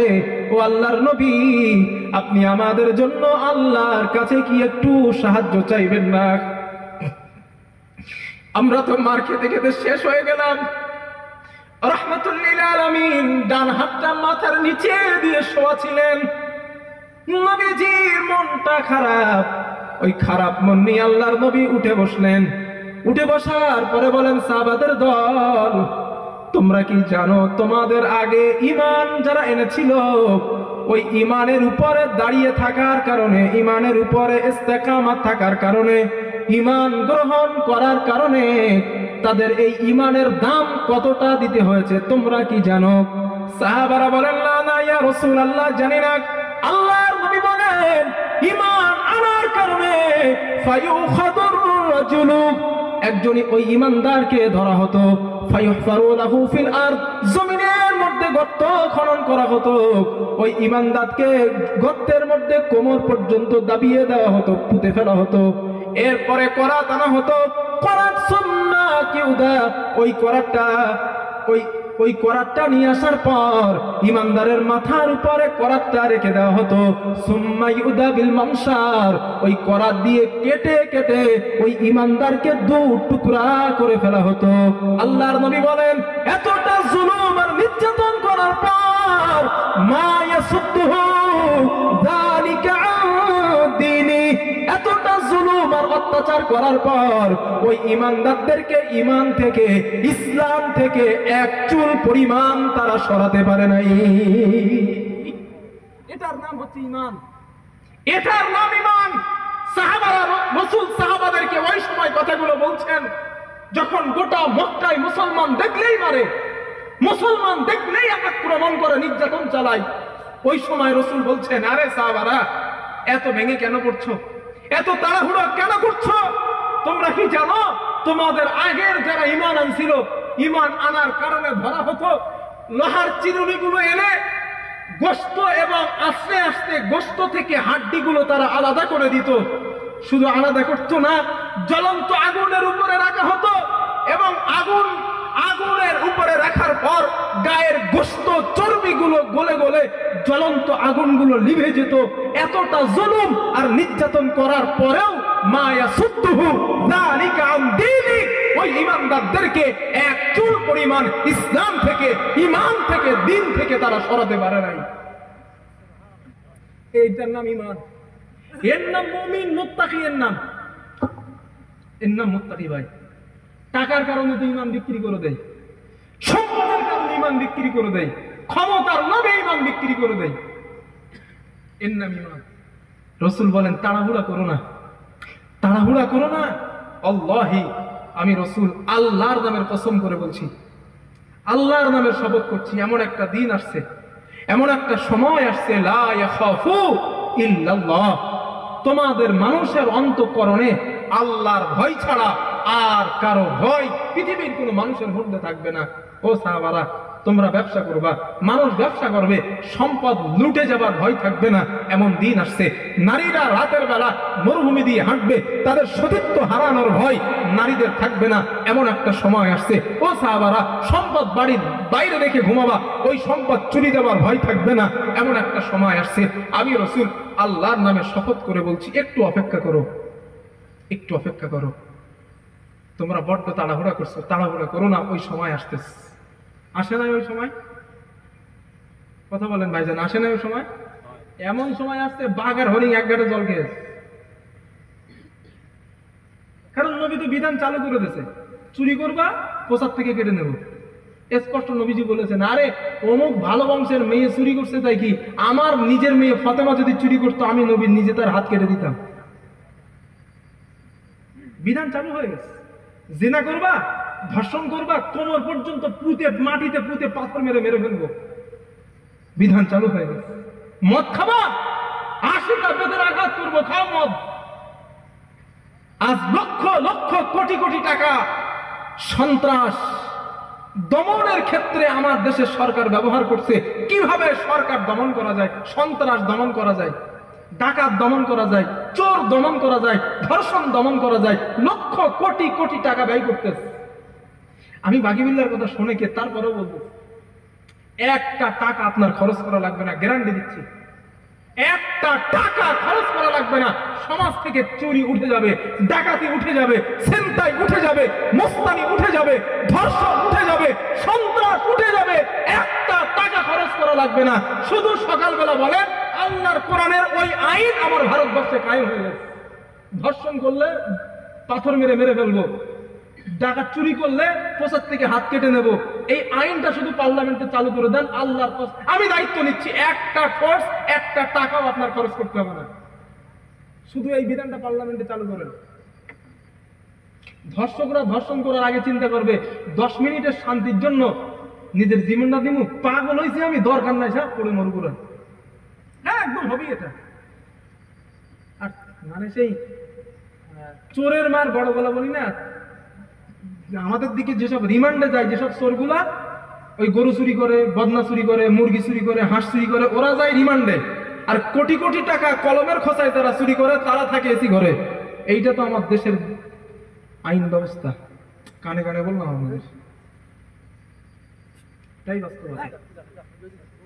যারা কোটি কোটি বিলিয়ন ট্রিলিয়ন টাকা যারা কলমের খোঁচায় চুরি করে তারা ঘুমায় এসি ঘরে, আর যারা গরু চুরি করে তারা থাকে জেলখানায়। কোরআনের আইন চালু করুন, কাল সব করতে হবে না, 2টা করুন, 3টা করুন আইন, কোটি কোটি কোটি কোটি টাকা বেঁচে যাবে আপনার মাননীয় মোদী সরকার আপনার। আর এই আইন চালু করেছিলেন, এই তো আফগানিস্তানকে জিজ্ঞেস করা হয়েছিল যে আপনি 3 বছর শাসন করছেন, 3 বছরে 3টা ধর্ষণ হলো না, কারণ কি? আফগানিস্তানের যে সরকার আছে ওনাকে যারা বিশেষজ্ঞ ওনারা জিজ্ঞেস করেছিলেন 3 বছরে 3টা ধর্ষণ হলো না আপনার দেশে, আর আমরা ধর্ষণ ঠেকাতে গিয়ে পাগল হয়ে যাচ্ছি। আফগানিস্তানের সরকার এক বাক্যে জবাব দিয়েছিলেন, আমি পৃথিবীর মানুষের আইন আমার দেশে প্রতিষ্ঠিত করি নাই, আমি তার আইন প্রতিষ্ঠিত করেছি যার আইনে ধর্ষণ করলে হত্যা করা হবে, সেই আইন প্রতিষ্ঠিত করেছি। এই জন্য 3টা বছরে একটা ধর্ষক আমার দেশে খুঁজে পাওয়া যায় নাই। সুবহানাল্লাহ বলবেন না? হ্যাঁ, আল্লাহ তাআলা দুধের খনি সোনার খনি খুলে দিচ্ছে ওদের। কি লাগবে? রব তো বলেছেন আমি আল্লাহকে ভয় করো, জমিনের মানুষ আমি আল্লাহরে ভয় করো। জমিনের নিচের থেকে এমন রুজির দরজা খুলে দেবো তুমি কল্পনা করবে না, এমন এমন দরজা আল্লাহ ওদের খুলে দিচ্ছে জীবনে যা কল্পনা করতে পারে নাই। আজকের আপনারা গুগলে দেখেন আফগানিস্তানের টাকার মান ভারতের টাকার মানের থেকে বেশি হয়ে গেছে। দেখেন দেখেন আপনারা, ভারতের যে টাকার মান ওর থেকে আফগানিস্তানের টাকার মান, আর টাকার মান যার যত বেশি তার দেশ তত উন্নত। আমরা এমন উন্নত দেশে বসবাস করি, বাগদা মাছ চাষ করি আমরা, বাগদা মাছ তো চেনেন ভাইজান, বাগদা ওই যে গোল্লা চিংড়ি চাষ করি আমরা, আমরা কিনে খাই 900 টাকা, আর আমেরিকার লোক কিনে খায় 50 টাকা। চিন্তা করছেন? আবার আমরা বলি আমরা সোনার ভারতবর্ষে বসবাস করতেছি। অর্থনৈতিক কোন রসাতলে দেশে যারা ওদের নিয়ে লাফায়, ওরা যদি একবার ভেবে চিন্তা করে দেখতো অর্থনৈতিকটা কই নিয়ে গেছে, ভোট দেওয়া তো দূরের কথা, ইভিএমের কাছে গেলে হাত কাঁপতো। শুধু লাফায় লাফায়, হাইতে হাইরে হাইরে আমার বিরাট কিছু পেয়ে গেছে। 2-1 ভাইয়া বলে না যে মানে পেটে খাবার নাই ওদিকে স্লোগান দিতেছে, পেটে খাবার নাই স্লোগান দিতেছে। যে আফগানিস্তানের বাংলাদেশের থেকে টাকার মান কম ছিল, এখান থেকে 10 বছর 7 বছর আগে বাংলাদেশের থেকে আফগানিস্তানের টাকার মান কম ছিল, সেই আফগানিস্তানের টাকার মান ভারতবর্ষের থেকে বেশি। কেন মার্জিন? এটা কি করে সম্ভব? কারণ তারা আল্লাহরে ভয় করেছে, আল্লাহর আইন প্রতিষ্ঠা করেছে। এই জন্য রহমতের বরকতের দরজা আল্লাহ সব খুলে দিয়েছে, নে যত পারিস খা, তোরা তোদের সব দিয়ে দিলাম। আজকে শুধু পাকিস্তান থেকে 2টা 3জন 5জন 7জন সন্ত্রাসবাদ এসে আমার দেশের হিন্দু হোক মুসলমান হোক তাদেরকে হত্যা করেছে, তাদেরকে হত্যা করেছে। এই হত্যা করায় আমার দেশের সরকার প্রশাসন পাগল হয়ে যাচ্ছে, কি করে সন্ত্রাসবাদীদের ধরবো। আমি যদি ঘুরিয়ে প্রশ্ন করি, কাশ্মীরে এক একটা মানুষ পিছে 10 জন মানুষ পিছে একজন মানুষের পিছনে একজন করে আর্মি নিয়োজিত আছে। কাশ্মীরের বর্ডারে আপনারা খোঁজ লাগান, একজন আর্মি বিএসএফ 10 জন মানুষের জন্য গার্ড। ওই জায়গা দিয়ে পাকিস্তান থেকে আর্মি পহেলগাঁওয়ে ঢুকলো কেমনে, 2 ঘন্টা ধরে হত্যা করছে, হত্যা করলো কেমনে, আবার নিরাপদে ফিরলো কেমনে? প্রশাসন কোথায় ছিল? আমার সরকারের কাছে যদি আমি জিজ্ঞাসা করি কি জবাব দেবেন? আমি সরকারকে দোষী করছি না, হ্যাঁ তারাই এসে হত্যা করে, আমার সরকার কি জবাব দেবেন আমাকে? আমি তো নাগরিক, এই প্রশ্ন করার রাইট আমার আছে। যেখানে 10 জন ব্যাপী একটা করে সেনা, সেই বর্ডার দিয়ে সন্ত্রাস ঢুকলো কেমনে? শুধু তাই না, এমন নাকি বলা হচ্ছে বা বলা হয়েছে এমন যে নাম জিজ্ঞাসা করে করে হত্যা করা হয়েছে। শুধু তাই না, প্যান্ট খুলে চেক করা হয়েছে মুসলমান না হিন্দু। দালালির একটা সীমা থাকে, তাই রিপাবলিক বাংলা একটা চ্যানেল আছে, ওর দালালির কোনো সীমা নাই। হ্যাঁ নাম ধরে বলছি আমিও, ওর দালালির কোনো সীমাই নাই। আপনি একটা জিনিস ভাবেন, একটা সাধারণ কমন সেন্স, একটা সন্ত্রাসবাদী হামলা করছে, সে জিজ্ঞাসা করছে প্যান্ট খুলে চেক করছে? সন্ত্রাসবাদীরা এইভাবে হামলা করে? পাগল হয়েছে ও? তা 2 ঘন্টা ধরে হত্যা করলো, 25 জন 26 জনকে 7-8 জনকে হত্যা করলো, এর মধ্যে একটা বিএসএফ ওখানে আসলো না। এটা কি করে পসিবল হয় ভাই? এটা তো একটা মূর্খ মানুষ যে পাগল, তার মাথায় এই প্রশ্ন আসবে। যেই সব আমার কিছু অমুসলিম ভাই, হিন্দু ভাই কিছু উল্টোপাল্টা আগে বলছিলেন, কিন্তু এই সত্যতা জানার পরে আমি এখন দেখি সোশ্যাল মিডিয়ায় তারাও এখন সত্যটা বুঝতে পারছে যে না, আমার হিন্দু ভাইটা বুঝতে শিখেছে যে এরা ধর্ম নিয়ে রাজনীতি বলাচ্ছে। ভোট আসলেই কাশ্মীরে হত্যা হয় কেন? বিষয়টা আমার অমুসলিম ভাইরা বুঝে ফেলেছে। যত হত্যা হয়, যত সন্ত্রাসবাদী হয়, ভোট আসলেই হত্যা হবে, সন্ত্রাসবাদী হবে, মারামারি হবে। ভোটের আগে তো হয় না ভাই। ঘটনা কি? এই বিষয়গুলো আমার হিন্দু ভাইরা বুঝে ফেলেছে। এই কাঁঠাল রেখে যেটা খাওয়াখাবি চলছিল, ওই খাওয়াখাবিটা বুঝে গেছে। আল্লাহ আমার হিন্দু ভাইদের বুঝ শক্তি দেন, বলেন আমিন। আমার হিন্দু ভাইদের আল্লাহ বুঝ দেন।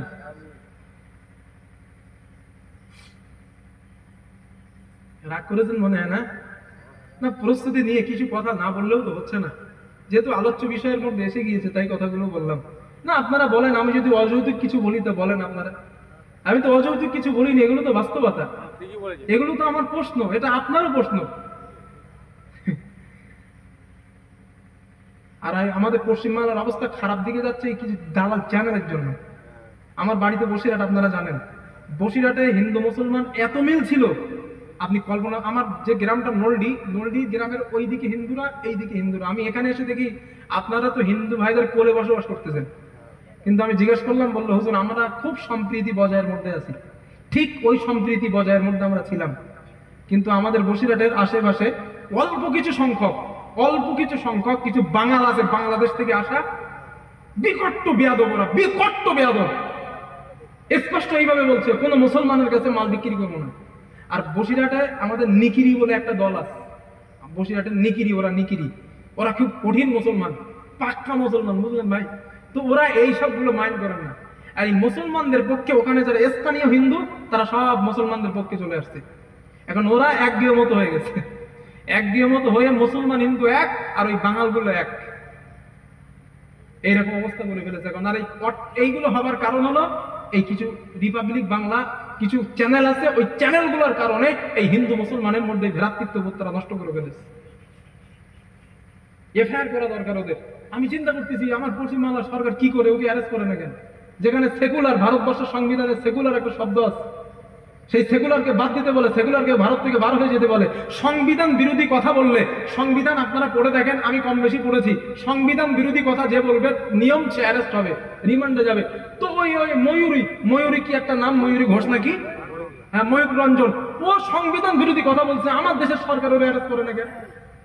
আমার প্রশ্ন এই জায়গায়। ও তো বলছে সেকুলার সংবিধান থেকে কেটে দেওয়া দরকার, বাদ দেওয়া দরকার। তো সেকুলার এটা তো সংবিধানের একটা অংশ, সে ভুল হোক আর ঠিক হোক, এটা তো অংশ সংবিধানের। ও বলছে সেকুলার করা যারা তারা বার হয়ে যাও, তোর অ্যারেস্ট করে না কেন? এগুলো আমার মাথায় আসে না। কি পলিটিক্স চলছে! আল্লাহ আমাদের হেফাজত করেন, বলেন আমিন। আরো জোরে বলেন আমিন। যার ভালো লাগে ভাই তারে একটা ভোট দিয়েন। আমি রাজনীতি করি না, রাজনীতির পক্ষেও বলি না, বিপক্ষেও বলি না। যার ভালো লাগে তারে আপনারা ভোট দিয়েন, কোনো সমস্যা নাই। হ্যাঁ, তবে ভোটটা যখন দেবেন একটু চিন্তা করে দিয়েন, পরিস্থিতিটা দেখে দেবেন, এইটা দাবি আপনাদের কাছে। কারণ এমন একজনকে দিয়ে দেন না যাতে আপনার ভোটটা নষ্ট হয়ে যায়, এমনটা যেন করবেন না।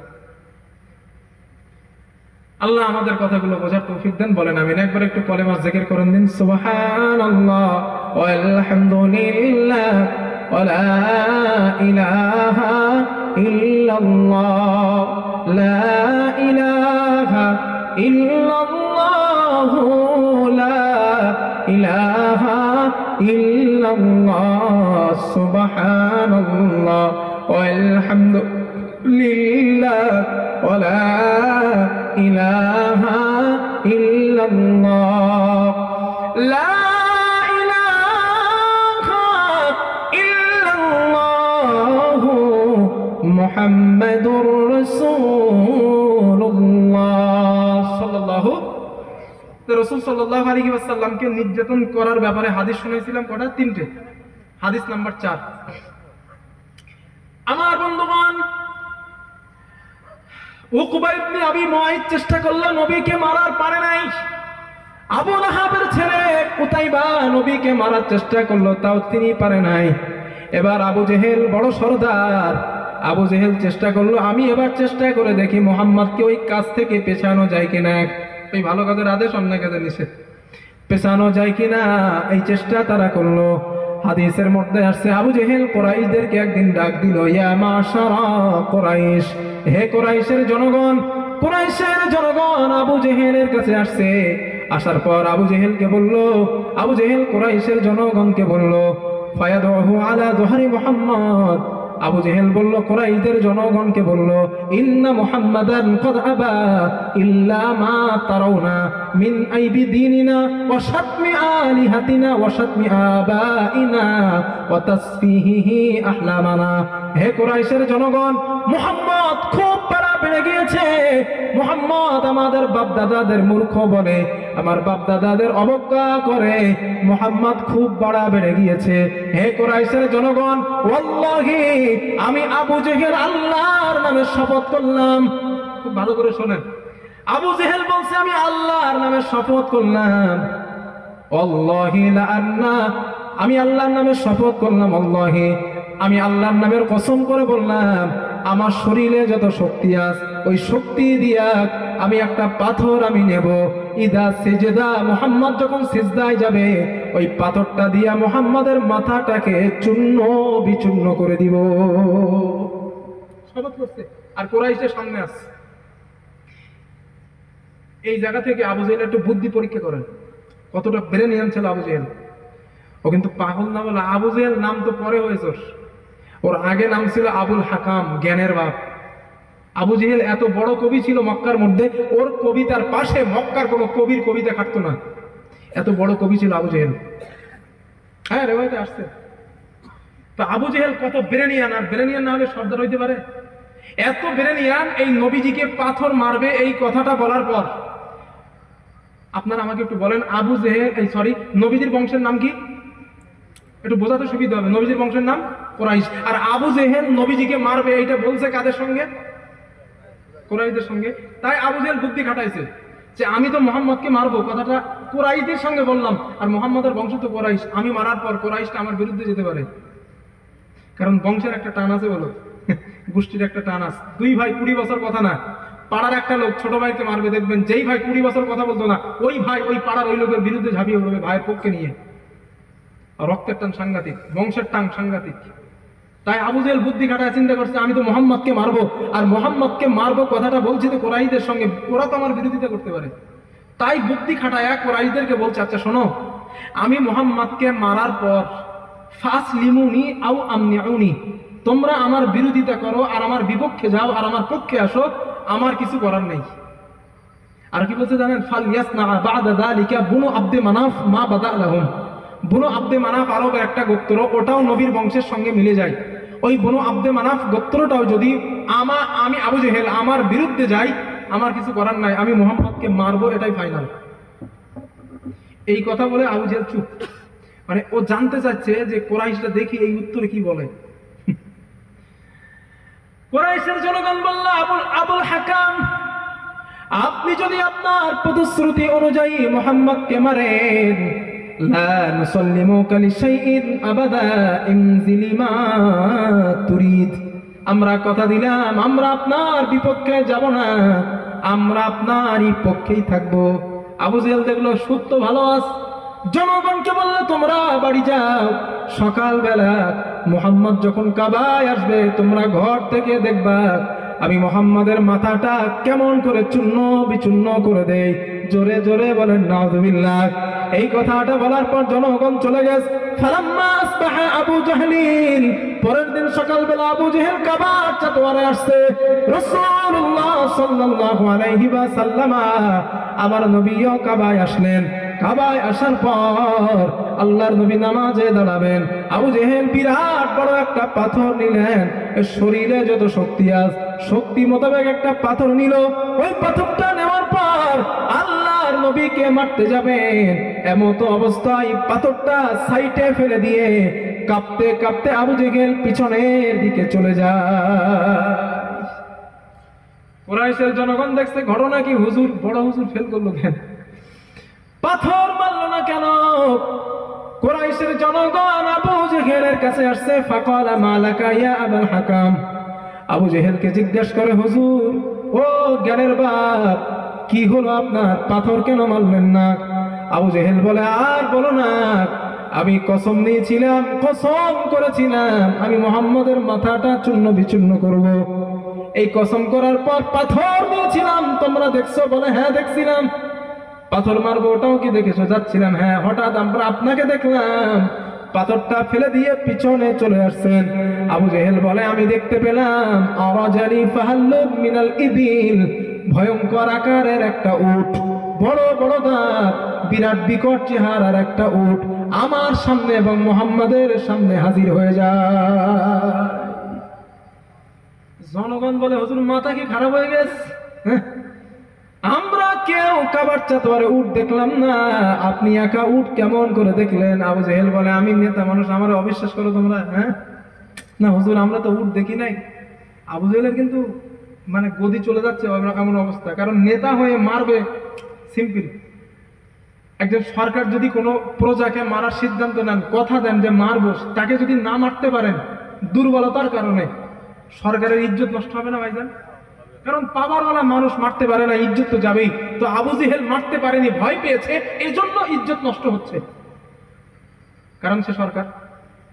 কয়েকটা দিন যাওয়ার পর আবু জেহেল চিন্তা করলো, মুহাম্মদকে কোন রকম মারার প্রয়োজন, মারা ছাড়া আমার বিকল্প রাস্তা নাই, কারণ আমার সম্মান, আমার ইজ্জত সব মাটির সঙ্গে মিশে যায়। কয়েকটা দিন চলে যাবার পর আবু জেহেল আবার একদিন ডাক দিল, ইয়া মাশারা কুরাইশ, হে কুরাইশের জনগণ। আবার কুরাইশের জনগণ আবু জেহেলের কাছে আসছে। আবু জেহেলের কাছে আসার পর জিজ্ঞাসা করলো, হুজুর কেন আমাদেরকে ডাকলেন?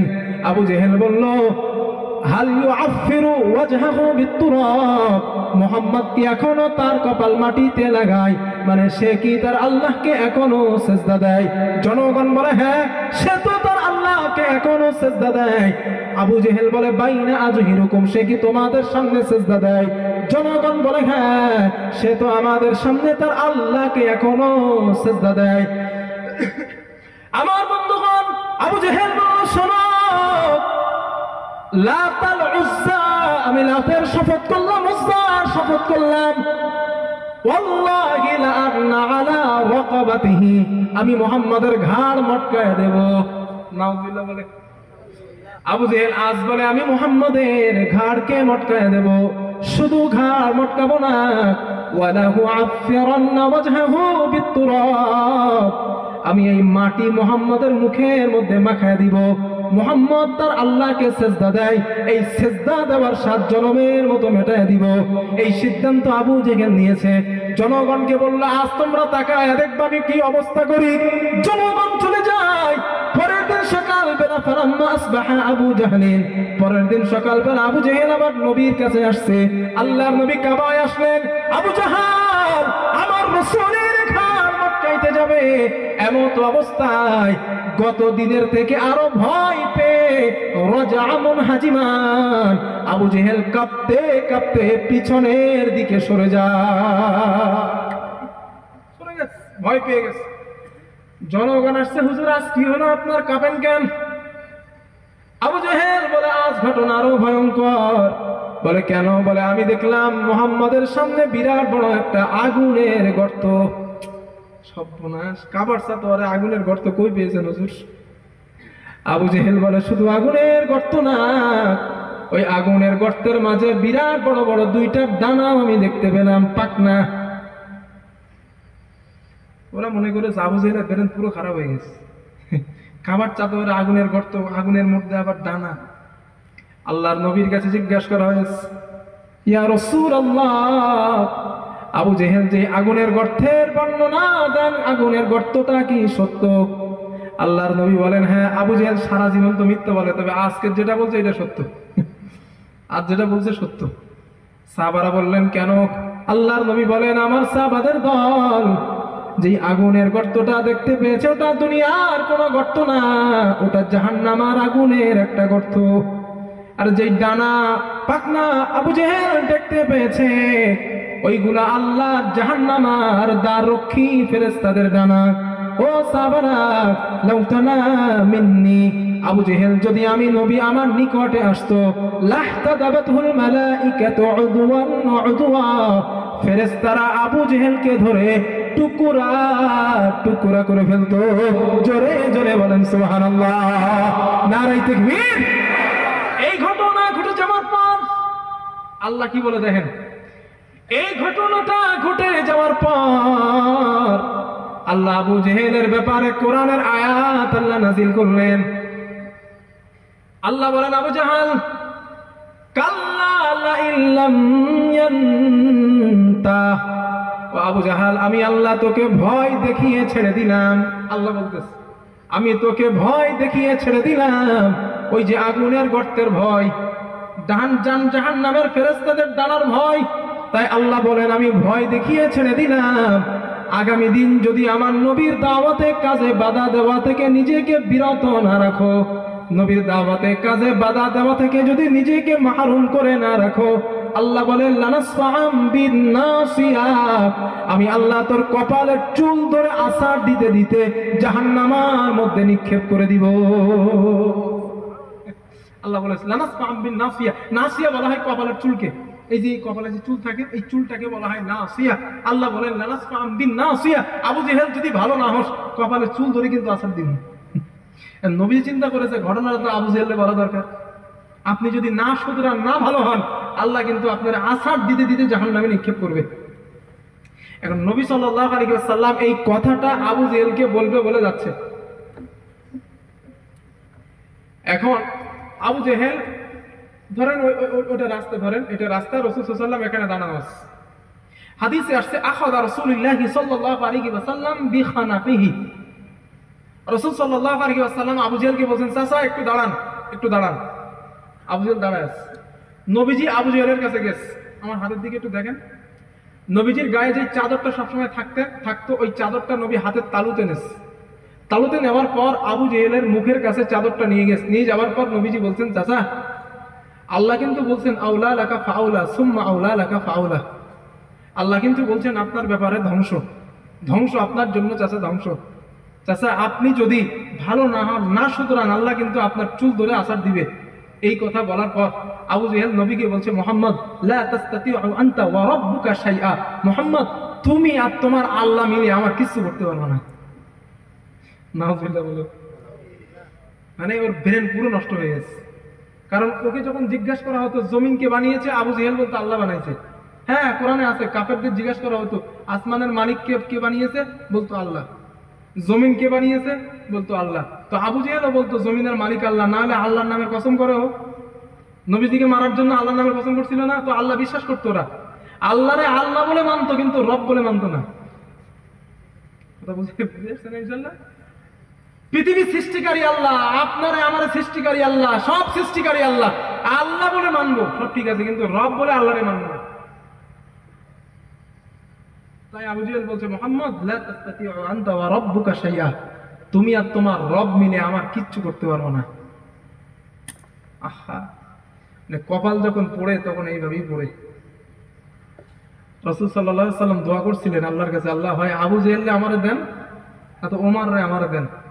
কারণ আবু জেহেল ছিল লিডার আর ওমর রাদিয়াল্লাহু আনহু ছিলেন ভয়ঙ্কর। এ হলো লিডার আর উনি ছিলেন ভয়ঙ্কর। ওমরের সামনে দাঁড়ানোর ক্ষমতা কারো ছিল না, আর আবু জেহেল লিডারের দিক থেকে ছিল ওনার পাওয়ার। আল্লাহর কাছে দোয়া করছিলেন, মাবুদ হয় ওমরে দেন না আবু জেহেলকে দেন। আল্লাহ ওমর রাদিয়াল্লাহু আনহুরে কবুল করছিলেন, আবু জেহেলকে করে নাই। আর ও একটা রিওয়ায়াতে আসছে, তবে এটা কতটা সহিহ সনদে জানা নেই আমার। যখন নূহ আলাইহিস সালাতু ওয়াস সালামকে আল্লাহ তাআলা কিস্তি বানাতে বলছিলেন, নৌকা বানাতে বলছিলেন, তখন আল্লাহ তাআলা ওখানে ফেরেশতাদের নাম লিখতে বলেন, নবীদের নাম লিখতে বলেন, আর 4 জন সাহাবার নামের কথা আসছে ওই রিওয়ায়াতে। কে কে? আবু বকর, ওমর, উসমান আর আলী। নূহ আলাইহিস সালামের জামানায় যেই তক্তা কিস্তি, ওই কিস্তিতে এই 4 জন সাহাবার নাম লেখা হয়েছিল। মানে এরা 4 জন নবীর খাস সাহাবা হবে, এটা আল্লাহ আগে থেকে সিলেক্ট করে রাখছিলেন। সুবহানাল্লাহ বলেন। মানে ওমর রাদিয়াল্লাহু আনহু সাহাবা হবেন আগে থেকে সিলেক্ট। হায়রে কি ওমর হলেন, গিয়েছিল মাথা কাটার জন্য নবীর, আর এমন মানুষ হয়েছেন, নবীজি বলেছেন আমার একজন এমন সাহাবা আছে, আকাশের পূর্ণিমার রাত্রে যা চন্দ্র তারকা আছে তারকা গোনা সম্ভব, আমার একজন সাহাবা আছে তার নেকি স্বভাব গোনা সম্ভব না। আম্মাজান আয়েশা মনে করেন যে আমার আব্বু আবু বকর হবেন। হুজুর আমার আব্বা আবু বকর, তাই না? বিরাট একটা ভাব টাপ নিয়ে বলেছে আর কি, কারণ আবু বকর নবীজির সব থেকে আগের সাহাবা, কাছের বন্ধু, রসুলের সব থেকে মহব্বতের মানুষ। তো আম্মাজান আয়েশা ভাব সাপ নিয়ে বলছেন হুজুর তাহলে এটা আমার আব্বাই হবে। নবী বলে আয়েশা না, ওটা তোমার আব্বা না। আম্মাজান আয়েশার মুখটা কালো হয়ে গেছে, হুজুর বলেন কি আমার আব্বা না? না না না, কে হুজুর? তাইলে ওটা হযরত ওমর। ওমরের আমল এত বেশি, এত বেশি ওমরের আমল, আকাশের তারকা গোনা সম্ভব, আমার ওমরের আমল গোনা সম্ভব না। ওই ওমর রাদিয়াল্লাহু আনহুর কাছে একজন ব্যক্তি আসছে। একজন ব্যক্তি আসার পর ওমর রাদিয়াল্লাহু আনহু কোন একটা কাজ করতেছিলেন, ওই কাজ করার পরে কারণে একটা বেতের আঘাত ওই ব্যক্তির গায়ে লাগে। কোন রকম অসচেতন বশত ব্যক্তির গায়ে চাবুকের আঘাতটা লেগেছে।